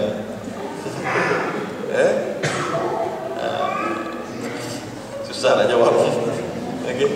Cinta suami isteri, cinta bersyarat atau tanpa syarat? Baik, jawabnya tuan-tuan, dalam Islam semua ada syarat lah. Dalam Islam semua ada syarat. Syarat yang Allah letak pasti akan jadi parameters ke atas semua cinta, semua benda-benda lain. So kalau ada yang memungkiri Allah SWT, maka cinta itu mesti dicabut, akan terpaksa tercabut. Sebagai contoh, ada isteri yang mengadu bahawa suaminya gay. Apa dia nak buat? Wah, susah dia tuan. Suami dia gay, tapi kahwin, tapi tak beri nafkah batin, jarang sangat. Sebab dia gay. So apa nak buat? Nak minta cerai ke tak minta cerai? Oh, ni patut pergi kaunseling lah. Jangan tanya saya. Pergi kaunseling, tak minta dengan lawyer syar'i, bincang macam mana dan sebagainya. Ya, maka ada. Jangan kita kata tak apa, aku cinta kat dia. Ataupun suami. Saya ingat lagi masa saya dekat UK, ada seorang lelaki dia telefon saya. Dia hantar SMS. Dia ada masalah rumah tangga. Saya kata, saya taklah pandai sangat masalah rumah tangga ni. Apa doktor nak dan tak pendapat. Dia pun call. Daripada Malaysia dia call UK tu, lelaki. Dia kata isteri dia dulu adalah bekas daripada satu sekolah agama dekat Kelantan, pakai jubah tudung labu bla bla bla bla. Tapi sekarang ni berchat dengan lelaki lain. Kemudian saya jumpa, kemudian teruk, kemudian saya marah, dia menangis. Saya tukar nombor, kemudian selamat sekejap, kemudian dia kembali balik chat lagi. Ya Allah, lelaki ni menangis dalam telefon. Saya pun tak tahu nak respon macam mana. Orang lelaki menangis, macam mana nak respon tak pernah erti ya. Kan? Kita kata sabar je. Lagi kuat dia menangis. Lagi kuat pula. Dan dia berbuat isteri dia telah pun berzina dengan lelaki lain itu. Bukti-buktinya ada dalam handphone dia. So cinta suami isteri bersyarat, tapi dia kata dia tetap cinta pada isteri dia. So macam mana? So dalam Islam tak boleh. Kalau cinta itu sampai menyebabkan kita biarkan isteri terus berzina, maka itu namanya dayuth. Dayuth. Itulah dayuth yang sebenarnya. Dayuth yang accurately defined as dayuth oleh Nabi itulah dia. Thalathatun la yadkhulunal jannah. 3 kumpulan orang tak masuk syurga, iaitulah al-aqu biwalidai, anak yang derhaka dua ibu bapa dia. Yang kedua, lelaki yang menyerupai perempuan, perempuan yang menyerupai lelaki. Macam kumpulan yang menang kat mahkamah Boni lah tu, kan? Yang ketiga, dayuth, lelaki yang dayuth. Lelaki yang dayuth ini diurai oleh para ulama, iaitulah seorang suami yang tahu isterinya sedang melakukan maksiat terbesar, iaitulah berzina, tapi dia tak buat apa-apa kerana dia selalu cinta kepada isteri dia. Ini dayuth number 1. So jadi cinta bersyarat suami isteri. Kalau dah sampai tahap itu, you tak boleh biarkan. You kena larang ni, paksa dia taubat. Kalau tak mau taubat, cerai. Ya? Ini adalah perkara yang wajib dilakukan. Baik, kemudian yang keseluruhnya, bila kalau dia kesalahan tak berat, kesalahan-kesalahan teknikal, kesalahan-kesalahan cara lipat baju isteri berbeza dengan cara lipat baju mak. Mak cuma cara lipat baju best, isteri punya lipat baju teruk. Bergaduh tak ingat. Itu tak betul. Itu benda-benda kecil begitu nak gaduh apa. Isteri pakai ubat gigi, tekan dekat tengah-tengah, atau suami tekan dekat tengah-tengah. Saya dah cakap tekan di bawah. Degil juga tak tahan. Nampak tu ubat gigi kita patah ni. Mesti banyak lagi. Gaduh, bawa mahkamah. Siapa bawa mahkamah? Ya? So benci kesalahan atau benci insan. So benda kecil kita ni lah. So kalau kesalahan betul pun, kita benci kesalahannya. Jangan terus kita memisahkan diri daripada dia. Kita bukan benci dia, tapi benci kesalahannya, dan perlu boleh diperbetulkan lagi. Baik, dia pakaian bagi ibu. So Allah SWT sebut dalam Quran, suami dan isteri libasul lakum, dia adalah pakaian bagi kamu, lelaki, dan perempuan kamu. Dia begitulah sebenarnya sebaliknya. Makna pakaian adalah dia menutup aurat sendiri. So isteri paling banyak tahu kelemahan suami, betul tak? Paling banyak dia tahu. Kalau seorang ustaz ke, tokoh ulama ke, betul-betul ke ulama tak lepas, sebenarnya isteri itu tahu. Isteri kat rumah tu tahu sangat lah. Ni ulama betul, ulama sampah suami aku ni, dia tahu rumah. Tapi tak semestinya semua dia tahu. Ingat sebab isteri jangan pula rasa saya ni kenal sangat bekas suami saya ni. Saya paling kenal ni daripada semua orang lain. Mak dia pun tak tahu macam saya tahu. Betul tak? Lah mak dia tahu masa kecil je, susah saya tahu dia. Tapi sebenarnya isteri dan suami, jangan overestimate kamu punya kenal isteri dan suami kamu. Sebab ada kalanya seorang suami dia tidak bertaubat di depan isteri dia. Kalau ada dosa-dosa kecil, dia bertaubat di dalam kereta.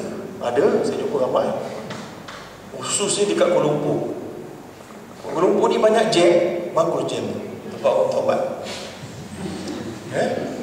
Menangis-nangis dalam kereta. Sambil-sambil bercakap dengan ustaz ke, tak sampai rumah lagi, bincang macam ni, dan bertaubat dengan Allah SWT, macam-macam. So ada benda yang dibuat di belakang kita, ataupun dia menderma. Dia tahu dia pergi solat Jumaat, dia bukan kosongnya. Ada orang kan bila tabung macam tabung tadi, tak ada kan? Ada orang tabung tu lalu sedekah, kita sedekah. Ada orang dia tabung sampai kat dia senyum. Awak tanya, kenapa senyum, tak lagi duit apa? Bukankah senyum tu sedekah? Saya bagi senyum dia masuk dalam tu.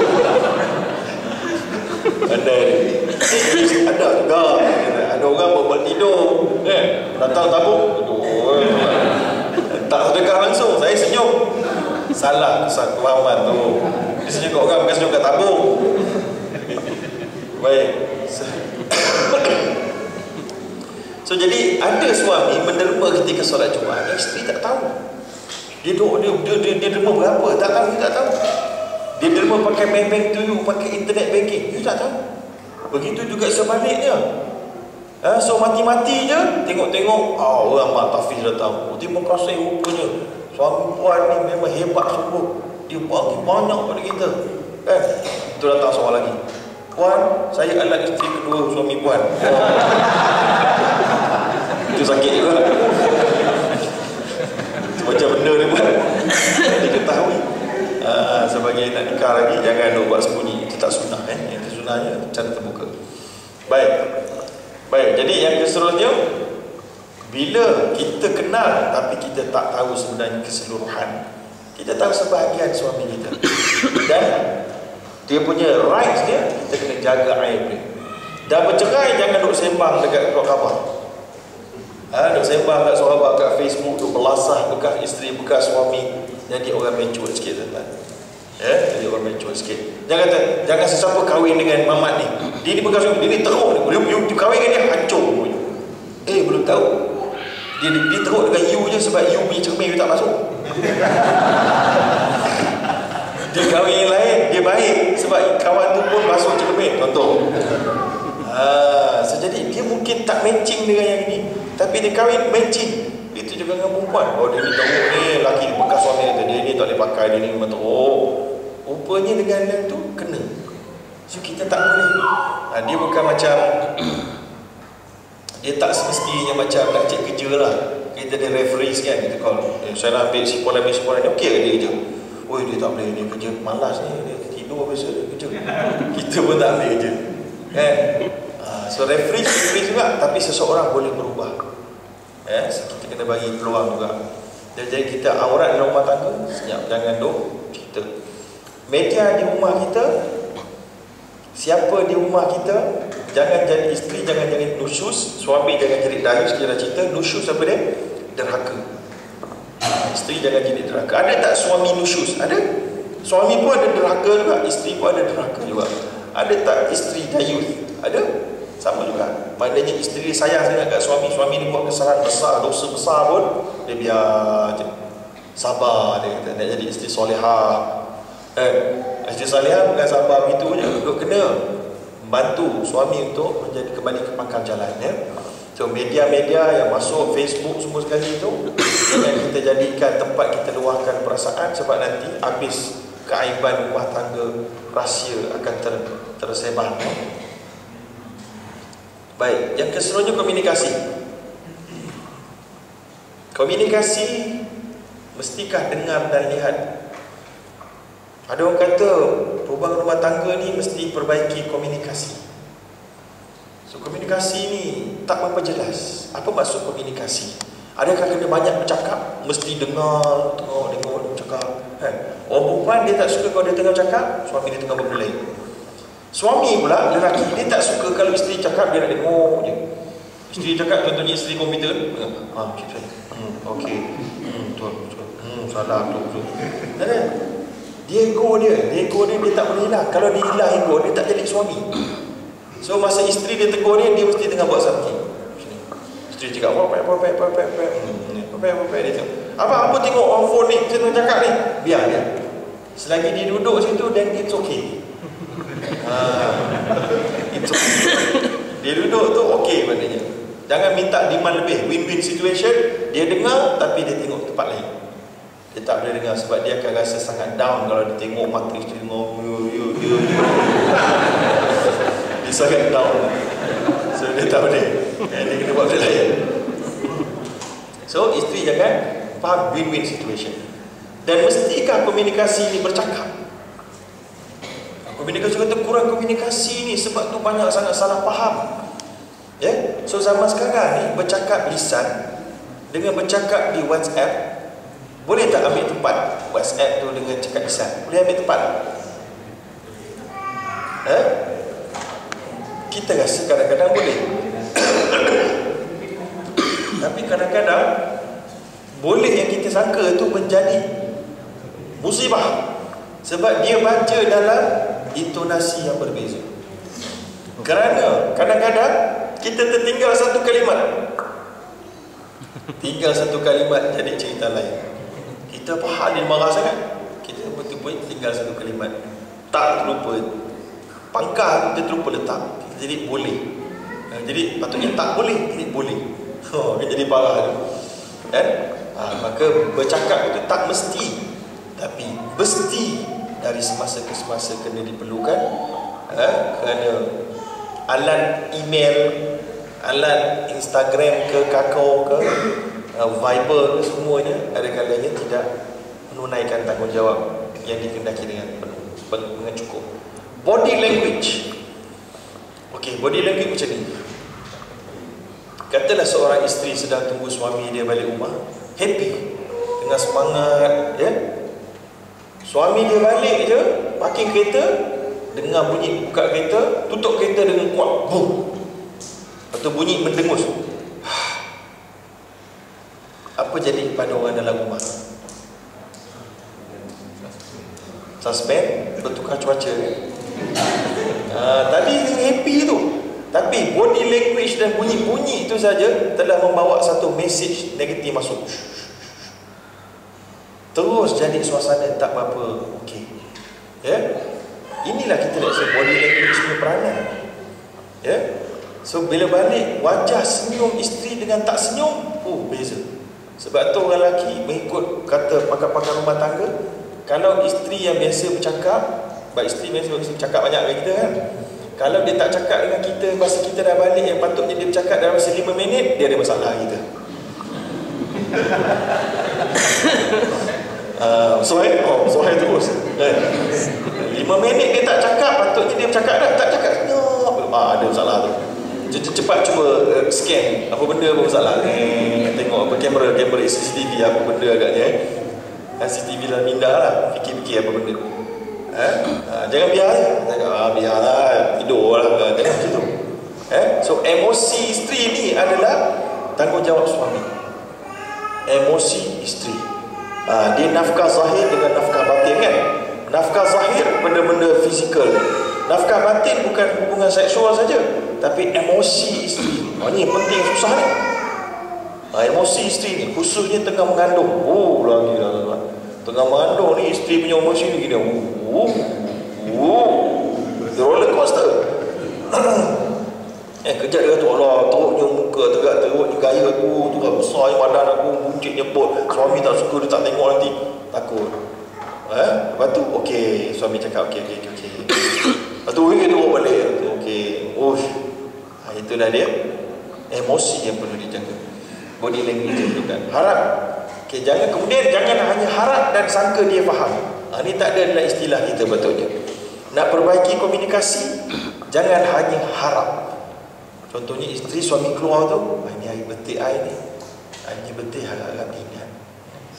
Agak-agak ingat dah mikir. Dia boleh balik tak ada kek. Dalam sungguh tension. Tension. So jangan harap saja cakap. Kalau cakap tak best Ustaz, dia tak ingat, kita tolong ingatkan. Daripada kita down tak tahu pasal seminggu, baiklah kita cakap, dia beli something that's okay juga. Win-win situation lah. Win-win situation. Ataupun bagilah hint sikit. Tak cakap pun bagi hint sikit lah. Hari baiklah hari ni kan. Sebab apa baik? Baiklah kan. Fikirlah sendiri kan.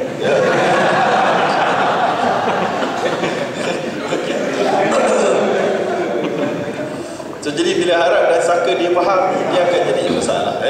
Sama juga dengan suami, balik-balik penat-penat. Betul badan penat, suami isteri urut. Tapi penat betul badan. Isteri tak urut-urut.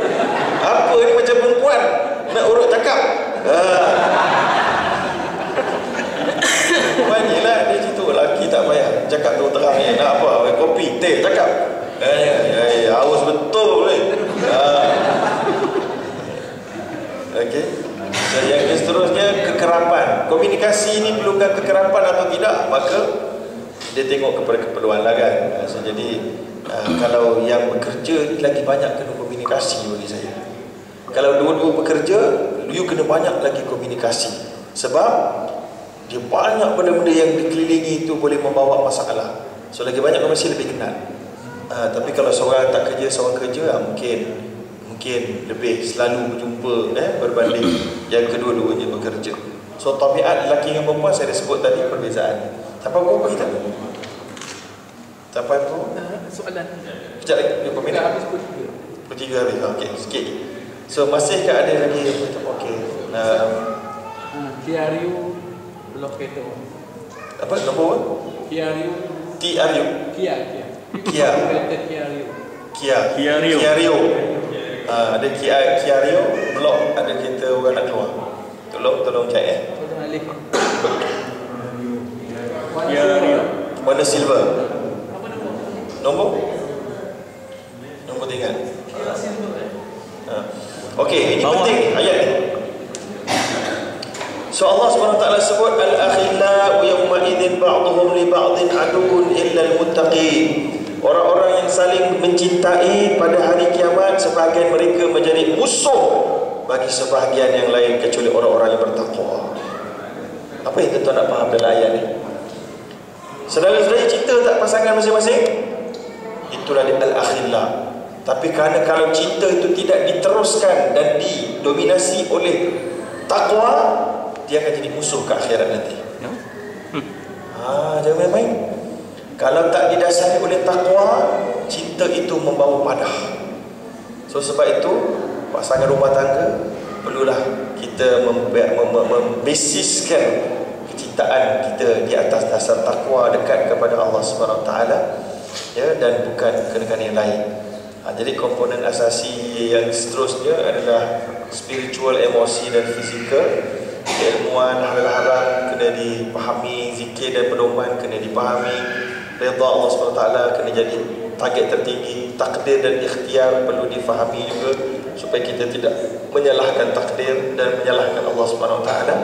Dan emosi suami isteri perlukan belayan, perlu dibelas kasihan, ambil berat, perhargaan, redha dan toleran, dan cemburu isteri perlu ditangani, dan suami juga. Fizikal perlukan nafkah zahir, tempat tinggal, perhiasan, kebersihan, kesihatan, haruman. Dan orang lelaki biasanya tak berapa jaga bau badan, so jadi kena jaga lah. Apa nama tu, deodoran dan seumpamanya. Konflik saya lupa. Okey, akhir sekali kita pergi akhir tu fikir. Yang pertama sekali, tidak dapat kasih kerana bakhil memberi dan berperanan. Kalau kita rasa kita kurang dikasih oleh pasangan, sedarilah bahawa itu adalah kerana kita kita sendiri bakhil untuk memberi dan juga berperanan. Kita hanya menunggu. Lagi banyak kita menunggu, lagi rugilah kita. So janganlah fikir kita nak tunggu orang buat dulu. Kita start dulu. Macam Nabi, kalau ada saja jumpa sahabat, semua Nabi akan nak jadi orang yang memulakan salam. Jadi begitulah juga kebaikan. Kita mulakan, tak ada ruginya kita memulakan. Tak perlu kita sentiasa merasa frust kerana kita yang memulakan lalu dia tidak memulakan, ya. Tak ada rugi. Yang kedua, guru matlamat, wang adalah hamba yang baik tapi tuan yang jahat. So matlamat rumah tangga adalah hampir kepada Allah. Wang bukan matlamat dalam rumah tangga. So kalau itu jadi matlamat, dua-dua kerja sampai anak terpaksa letak dekat nursery, dan nursery pula tak pilih betul-betul, habis anak kena ikat. Ada tengok dalam berita, kena ikat anak kaki dengan tangan. Ada yang meninggal, ada yang macam-macam. Ya, ingat, wang adalah hamba yang baik untuk kita sampai matlamat. Tapi bila wang kita jadikan wang sebagai matlamat, dia jadi tuan, kita jadi hamba yang teruk, dia jadi tuan yang jahat. Ya. Seterusnya, jangan hanya buru nikmat tetapi burulah rahmat. Dalam perkahwinan jangan hanya fikir nak nikmat. Kita nak pergi jalan kat mana, nak pergi ambil gambar kat mana, nak selfie dekat mana, ya. Jangan hanya fikir benda-benda ini sebagai tanda kebahagiaan, tapi fikirlah yang boleh solat berjemaah bersama, pergi mengaji bersama, boleh berzikir bersama, ya, saling tegur menegur kepada Allah. Itulah dia punca rahmat Allah. Bina rumah dengan duit, bina rumah tangga dengan kasih sayang. Betul, kita boleh bina rumah dengan duit ringgit, duit Oman Rial, tapi bina rumah tangga dia tak boleh dengan duit. Dia mesti bina dengan kasih sayang. Duit kita boleh, bina rumah sahaja. Bagaimana kita lihat lebih penting dari apa yang dilihat. Ya? Kadang-kadang kita tengok satu cawan, kita kata, oh cawan ni kosongnya. Tapi bagi setengah orang yang sangat dahaga, dia tengok, oh cawan ni best ni, ada air. Dia tengok lain, kan? Dia tengok, ada orang, dia kata rumah kita ni miskinnya, ya Allah, kecilnya.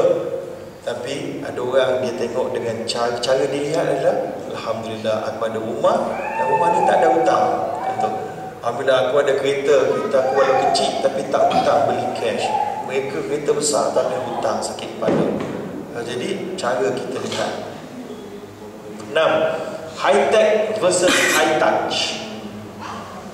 Lupa pula apa benda saya nak ceritakan sini. Kalau kita skip, dah lama punya nota. Ilmu bukan hanya untuk menyuluh, tetapi ilmu juga menyilaukan. Faham? Faham tak? Bila gelap, kita nak jalan di atas jalan yang betul, kita perlu cahaya, betul tak? Cahaya boleh menunjuk jalan yang betul, masuk jalan mana, low, nak pergi mana, kan? Tapi kalau cahaya itu terlampau banyak, kita dapat jalan tak? Tak dapat juga. Kalau silau, semua cahaya sudut arah, kita pun sesat juga. So, ilmu kalau digunakan cara betul, kita akan pancarkan dia ke depan. Tepat, Tapi kalau kita pegang apa nama tu, torchlight tu macam ni, kena mata kita boleh jalan, nampak depan. So menyilau itu maksud dia adalah kita ego sombong dengan ilmu kita. Lalu kita merasa semua orang tak tahu kita betul, maka akhirnya kita rasa kita di puncak, lalu kita tersesat akhirnya. Ya. So jadi ingat, ilmu bukan hanya menyuluh, dia boleh menyilaukan. So jadi jangan sampai tersilap menggunakan ilmu. Yang seterusnya, berapa kali lafaz dan fikir positif berbanding negatif. Berapa kali lafaz, berapa kali fikir positif. Saya berlupa je nak saya urai ni, ya. So jadi fikir positif mesti lebih banyak daripada negatif, maka dia akan lebih mengurangkan stres. Yang ke-9, untuk dapatkan cinta, kamu mesti mencintai terlebih dahulu. Ya? Untuk dapat cinta, kita kena lebih dulu cintakan. So jadi kita tak boleh nak mengharapkan kasih sayang orang sedangkan kita sendiri membenci. Ya? Yang ke-seterusnya, pujuk memujuk nikmat atau azab. Bila bergaduh, kecil-kecilan, pujuk-memujuk, nikmat atau azab? Tanpa kita sedar, dia azab yang sedap. Dia macam cili lah tuan-tuan. Ada orang dia suka cili pedas tapi sedap. So pujuk ni memang penting. Ya, cara orang lelaki pujuk berbeza dengan orang perempuan pujuk. Ya. So jadi orang perempuan nak dipujuk senang, touch. Tu high touch. Lebih penting daripada high tech, untuk ingat. Ya, so high tech cakap punya hebat tapi tak sentuh pun. Perempuan, isteri dia perlukan. Dia tengah emosi tu, tak payah bagi rational. Tengah-tengah emosi ni, kita pun dia kata kenapa abang tak ikut saya pergi. Saya ikut sebab ikut definisi kamus dewan. Ikut bermaksud sekian. Dia beri justifikasi sebab dia tak ikut. Padahal dia ikut. Tak payah cakap banyak. Pergi kat isteri, peluk dia, settle. Settle. Ya, so pujuk-memujuk, nikmat atau azab. Kadang-kadang dia adalah satu kenikmatan untuk suami isteri. Syurga atau neraka di wajah suami isteri. Tengok isteri ingat syurga, dia ingat neraka. Tengok isteri ingat suami. Tengok suami ingat neraka, dia ingat syurga. Yang ini perlukan satu perubahan sekiranya kita tidak merasakan syurga berada di wajah suami dan isteri kita. Saya rasa sekadar itu untuk bentangan slot ini. Kalau ada soalan, kita silakan. Kita serah pada Tuan Kursi. Terima kasih yang berbahagia Ustaz. Okey, kita ada masa dalam lebih kurang 20 minit. Mungkin kita mampu mengambil dalam 3-4 soalan. Saya ada 2 soalan dengan saya. Saya daripada SMS, biasa tuliskan saja. Tips tingkat jati atau harga diri anak perempuan remaja. Itu yang pertama. Keduanya, ini soalan saya sebenarnya. Amanah jaga anak diserah kepada pembantu, adakah bagaimana hukumnya dari segi tanggungjawab ibu bapa? Adakah ada yang mengata anak ini akan menuntut suatu hari nanti jika berlaku apa-apa kepada dia semasa jagaan pembantu? Minta Ustaz uraikan. Dan saya buka kepada hadirin dan hadirat.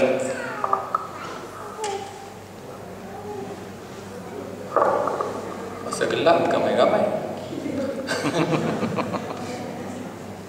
Student kita nak cari jodoh ke apa? Soalan.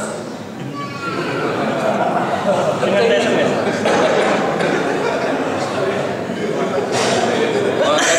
all the good men taken.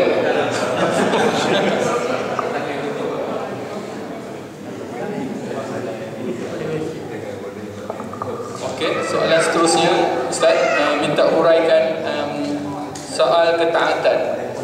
Ini saya mewakili kaum lelaki. Kadang-kadang dikatakan ketaatan isteri ini memilih. Dia taat memilih. Benda yang baik ajak pergi shopping ke dia taat. Tapi ada bab-bab tertentu walaupun ianya baik mengikut syariat, tapi dia tidak taat pada tahap itu. Jadi ada pilihan dia. Adakah ini biasa atau macam mana? And satu lagi kita tanya. Bisa kata contoh yang paling ekstrim lah. Yang ekstrim punya contoh. Okey, yang lain semua taat. Bila masuk bab ini saja, dia jadi melenteng, dia lain macam. You faham lah kan? Poligami. Sebab saya isteri tak ada kat sini. Ingat benar.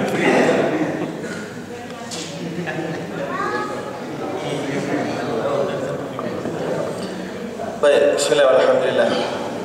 Baik, poligami ini adalah sunnah tasyri'iyah dari sudut pensyariatan, tetapi kelayakan ni, keperluan untuk lakukan dia sunnah dari tasyri'iyah.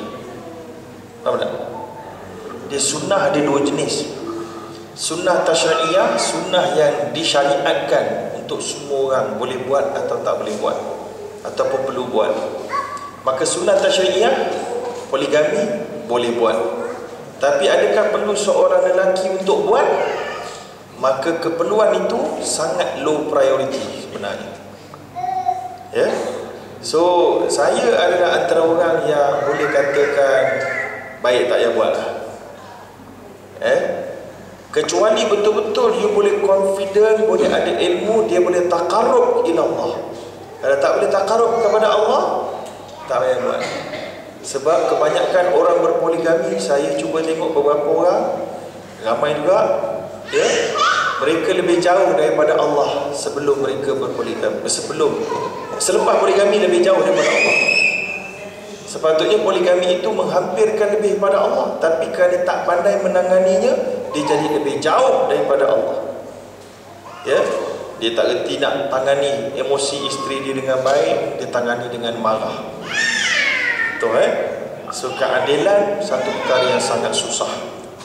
Emosi isteri diabaikan. Ada orang kata, ada beberapa ustaz yang poligami pun, dia sebut dekat public punya lecture, dia sebut macam mana? Dia kata kita nak poligami ni senang. Kita balik rumah, isteri kita bebek, kita duduk macam lembu itu, sudahlah, kita dah buat tengok khabar, buat tak tahu je. Saya kata, apa jenis ustaz je ni? Apa benda nasihat dan macam ni? Ini bukan nasihat yang betul. Ini buat dosa dengan poligami, bukan buat pahala. Ya? Buat pahala tak boleh gitu. Kalau you dah poligami, you kena jadi super daripada apa yang you buat sekarang. Katalah semasa ada seorang isteri ni, kita tak berapa indahkan emosi isteri. Dah ada seorang isteri je, lebih kurang kan? Tapi bila berpoligami, kita menjadi super sensitif. Itu boleh. Kalau you boleh jadi begitu, then it's okay. Maknanya dengan sebab ada dua orang isteri, kita menjadi super sensitif terhadap akhirat kita. Lalu isteri masa monogami, kita buat tak tahu je. Kerana kena yakinkan isteri, kena yakinkan diri. Poligami itu menjadikan kita seorang lelaki yang lebih baik kepada Allah dan lebih baik kepada isteri-isteri.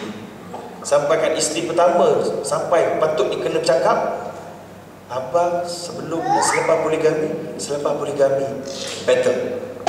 Itu boleh capai, you boleh poligami. You tak boleh capai, janganlah. Cik pasal.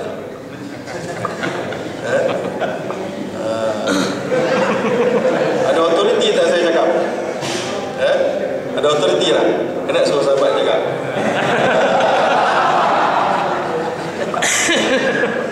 Okey. Ini yang perlu kita buat. Jadinya kita nak seorang isteri, siapa yang paling layak berpoligami sebenarnya? Ada orang kata, kamu isteri dah baik nak poligami buat apa? Patutnya orang lelaki yang isteri dia baik lah yang paling layak poligami. Faham sebab apa? Sebab dia mendidik isterinya dengan baik, lalu kehebatan itu patut di-expand kepada seorang wanita lain. Tapi kalau kamu, isteri kamu pun kamu belum boleh takbir dengan baik, jangan cerita bab poligami. Kalau isteri pertama, isteri sekarang ni pun sudah kamu tarbiyah dengan mantap, yes, now you have the reason.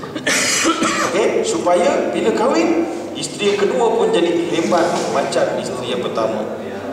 Dan kita nak dia melahirkan zuriat-zuriat yang hebat juga. Saya ada beberapa ramai kawan-kawan ustaz minta pendapat, perlu tak nak poligami? Saya kata boleh, dengan syarat-syarat tadi. Yang kedua, buat ikut undang-undang, iaitulah pergi mahkamah.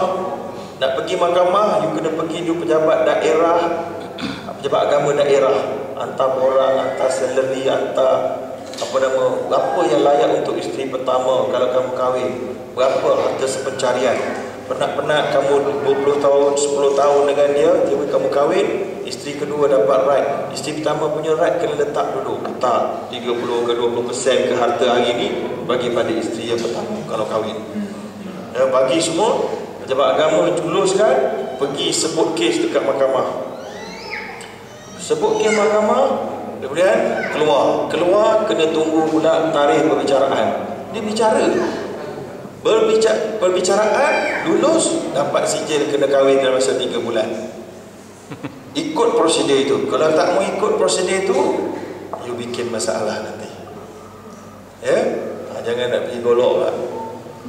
Ya, yang seterusnya, lepas tu jangan lupa beritahu anak-anak yang sedia ada. Jangan takut beritahu anak. Seorang yang nak berpoligami mesti seorang yang capable menguruskan emosi isteri sekarang dan emosi anak-anak, khusus anak yang perempuan. Ya? Kena cerita. Anak akan takut. Anak akan kata, saya bimbang nanti abah kahwin lagi, abah sayang anak yang dengan isteri sana. Kena convincekan anak tak ada masalah itu akan berlaku. Boleh buat. You teruskan step yang ketiga. Step yang ketiga, pergi jumpa bakal pak mentua dan jumpa pak mentua sekarang. Pergi jumpa, convincekan kenapa saya layak untuk berkahwin lagi dan saya takkan abaikan isteri yang sedia ada. Beritahu pada pak mentua dan mak mentua, itu semua sebelum kahwin.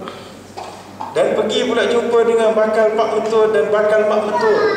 Pergi convincekan, you boleh jalankan tanggungjawab dengan baik. Lepas tu barulah okey, semua dah settle, baru boleh. Itu adalah jalan-jalan yang sepatutnya seorang lelaki ambil untuk poligami. Ada berani?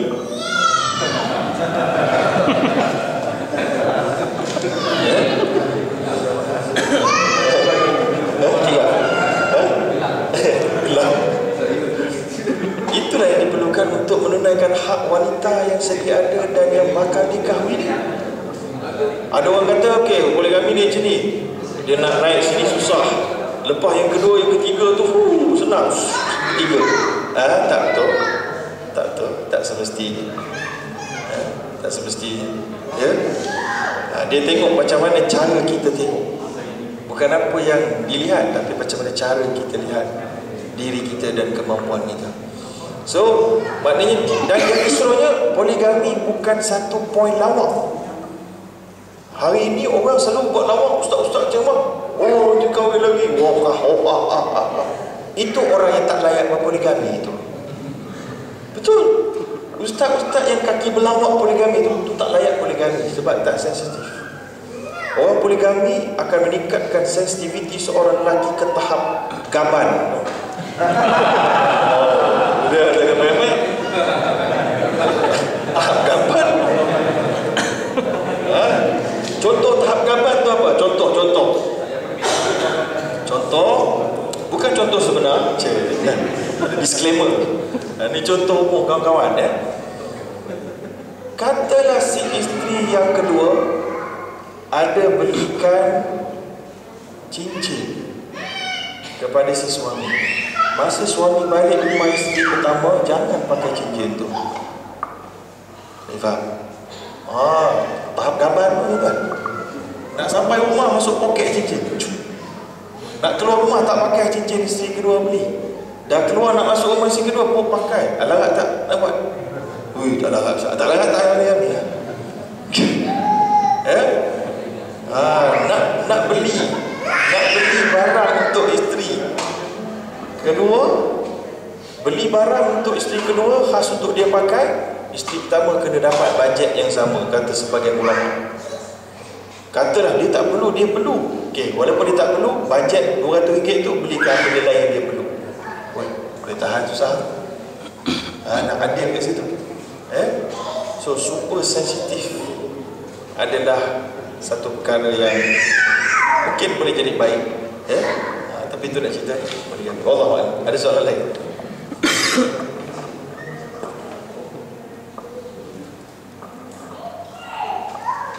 Ada tips untuk anak remaja. Dan juga soalan seterusnya adalah, adakah suami dan isteri akan bersama di syurga? Baik, suami isteri akan bersama di syurga atau tidak, tengoklah amalan masing-masing lah, kan?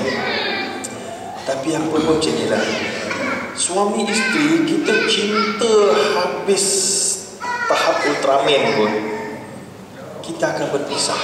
Itu je poin. Sebab itu jangan terlalu cintakan suami dan jangan terlalu cintakan isteri. Cinta berpada-pada. Jangan cinta 200%, jangan. Salah. Cinta 90% cukup. Ataupun kurang lagi. Sebab kita pasti berpisah. Kita tak mau kita berpisah, nanti kita gila. Bayangkan cinta sangat, suami cinta, suami mati dulu. Macam agak-agak suami mati dulu. Kita tak tahu. Kita tahu kan? Kalau suami mati dulu, isteri cinta sangat, down tu, wire putus otak dia. Kan masalah. Allah tak suruh macam tu. Hati-hati, cintakan suami ada tahap dia. Cuba bayangkan suami tak ada dalam dunia ni, kita masih boleh meneruskan ibadah kepada Allah, masih tidak kufur kepada Allah. Itu tahap dia. Begitu juga dengan suami kepada isteri. Katalah, Ustaz, saya insya-Allah saya akan cuba untuk mati sekali dengan suami saya. Macam mana tu? Saya akan ikut mana suami pergi, saya ikut. Susah tuan-tuan, nak tahu mati macam mana? Nak tembak macam mana kat malaikat maut? Katalah, saya doa Ustaz, saya doa mati sekali dengan suami. Dia nak mati dalam kereta, suami aksiden, duduk mati. Katalah mati duduk, mati bersama ke? Bisa? Berpisah. Kubur lain-lain. Kubur lain-lain tak pergi ziarah tau. Tak pergi betul-betul tu bang, betul bang. Tak ada. Pasti berpisah. Tapi katalah, tapi Ustaz, kami dua-dua soal, katalah kami soleh dan solehah, kami akan dapat kubur yang diluaskan, boleh lagi ziarah. Dah, dia ada waktu bersendirian terlebih dahulu. Tak ada dia ambil soalan malaikat secara bersama. Ada isteri dua, relax. Kita dengar soalan malaikat je masing-masing. Tak boleh bang, tak tahu. Tanya ruang bang, apa jawapan? Tak boleh. Sendirian berhad. So mesti berpisah. Kalau dua-dua soleh dan solehah, dua-dua akan berpisah semasa soalan-soalan. Dan kemudian pasti juga akan berpisah lagi. Belum masuk syurga, belum jumpa lagi. Allah Ta'ala alam. Ya? Kemudian katalah seorang baik, seorang tak apa baik. Seorang masuk syurga dulu, yang lain masuk, seorang lain masuk neraka dulu. Berpisah. Ya? So jadi mesti perpisahan suami isteri adalah mesti. So bersedia dari sekarang. Dan anak, jangan cinta tu nak lebih-lebih sangat. Ya? Kemudian ditanya soalan, tak tanya soalan tadi, tanya soalan lain, aja jawab. Soalan dia akan bersama. Memang betul Nabi ada sebut bahawa isteri akan bersama suami dia yang terakhir. Ada sebahagian ulama kata itu yang paling kuat. Isteri akan bersama dengan suaminya yang terakhir. Setelah suami dia meninggal, dia kahwin lain, suami yang kedua lah dia bersama. Pertama tak dapat. Ada isteri kata, tak best lah itu. Tak best lah itu. Ada ulama lain yang kata tak, dia akan bersama dengan suami dia yang paling takwa sekali. Itu dah sikit. Suami-suami dia yang paling takwa. So ada khilaf di kalangan ulama. Tapi adakah mereka akan bersama? Sebagian lagi ulama kata suami akan memperolehi bidadari di akhirat, di syurga. Katalah suami itu soleh, dia dapat bidadari. Tahu tak siapa bidadari itu? Isterinya. Suami itu, loh, isteri aku tak macam bidadari pun.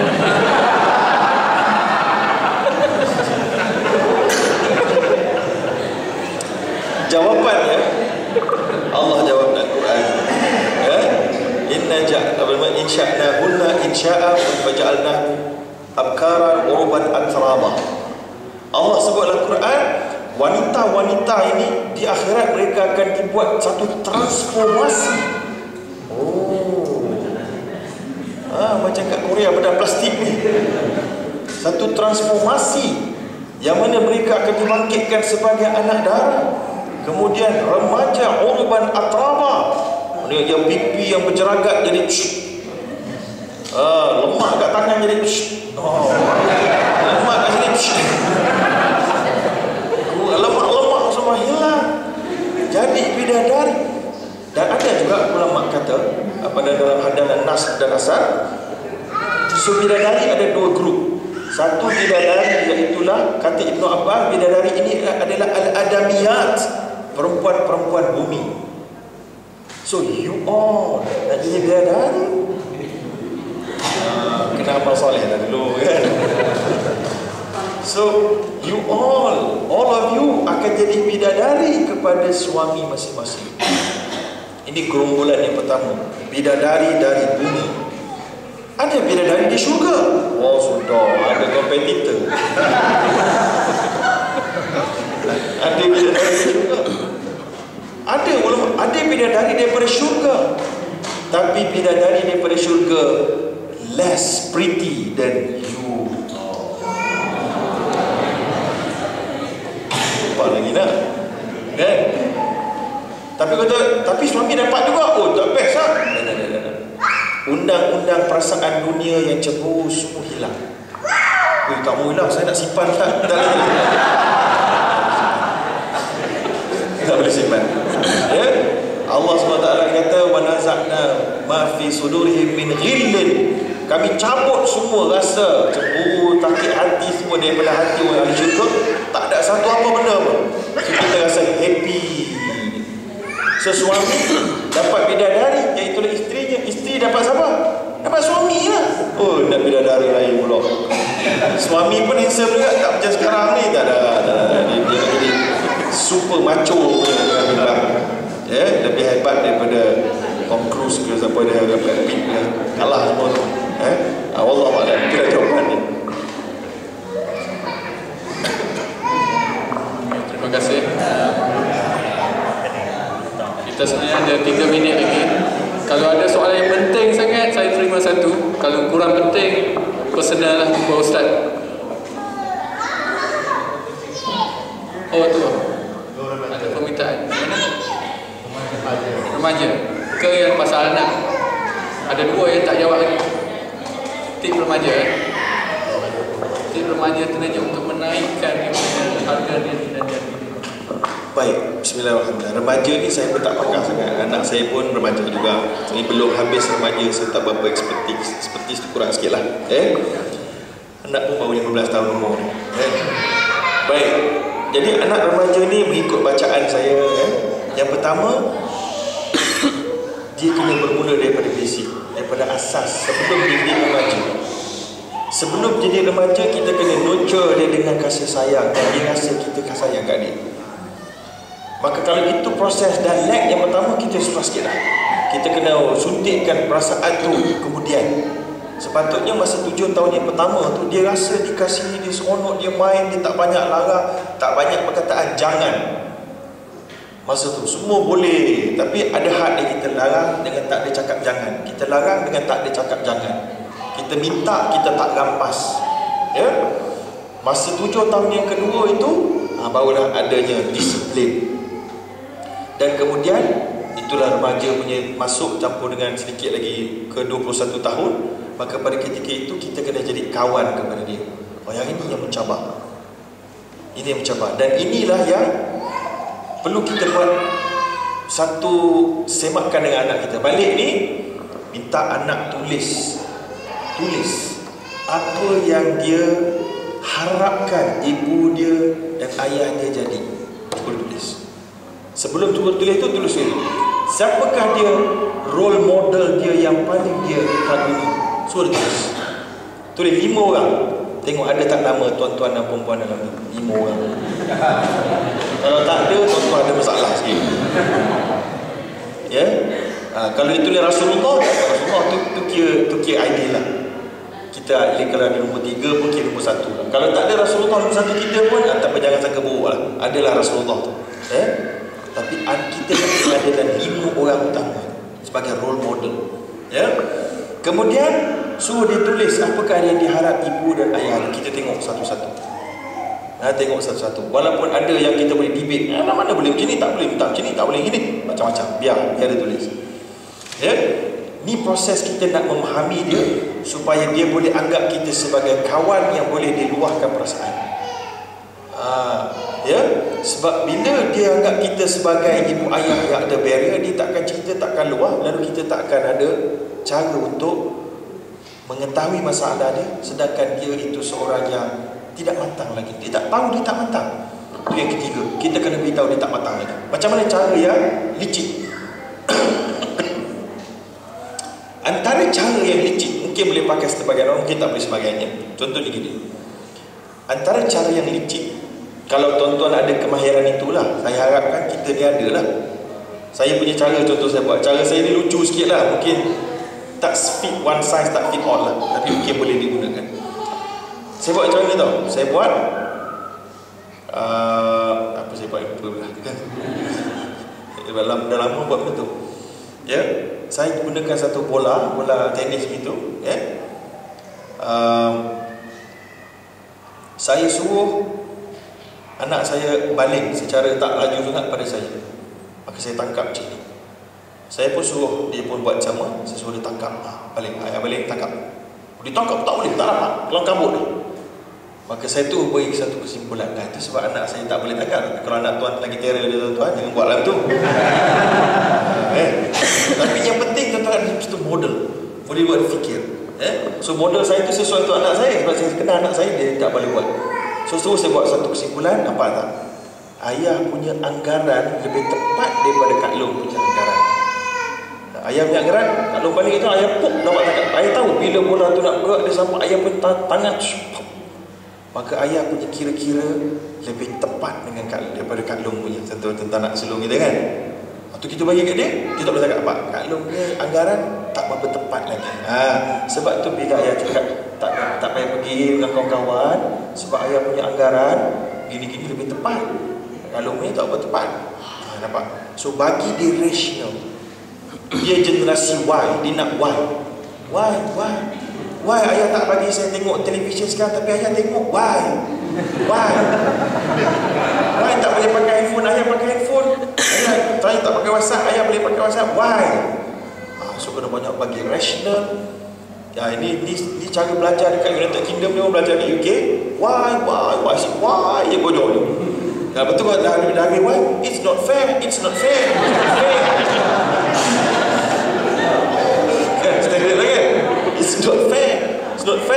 Kita kena ajar pula dia fairness dengan justice. Tu kita kena buat model yang baru. Macam-macam tu kena fikirlah. Tadi tu balik bola satu, kadang-kadang kita pakai ceping, balik tangkap. Jadi mudah je. Macam batu seremban, balik tangkap.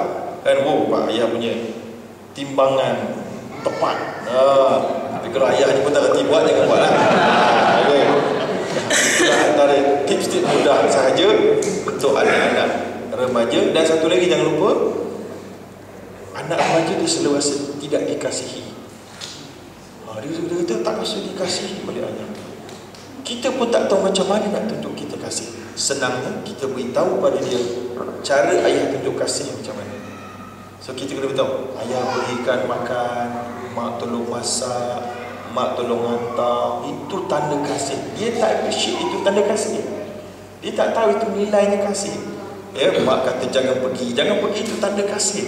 Sebab tak mau jadi macam ni, tunjukkan di kes-kes begitu ini. So jadi rasional dia perlu masuk pada ketika itu sebab dia dah mula matang. Jadi bagi saya itulah antara teknik-teknik yang saya buat dengan anak-anak saya. Dan satu lagi jangan lupa bagi peluang dia bercakap. Asyik kita je bercakap. Kita cakap. Kita bagi dia waktu. Saya selalu buat ada tazkirah maghrib. Lepas solat maghrib bagi anak saya tazkirah. Buat rutin. Ni dulu bagi dia tazkirah. Cakap uak pun tak boleh dengar. Kita dengar. Ni kan. Bagi dia dengar, dia nampak kita dia bercakap, kita tumpu perhatian. Itu permulaan untuk dia rasa nak bercakap kepada kita. Wallahu a'lam. Ada dua soalan tapi masa dah time. So saya akan tunjukkan soalan ni, nanti Ustaz jawab dalam hati lah macam biasa. Simpan soalan tu, teruskan persoalan anda. Jumpa Ustaz lain boleh tanya. Kita bukan ada satu Ustaz, kita ada banyak Ustaz insyaAllah.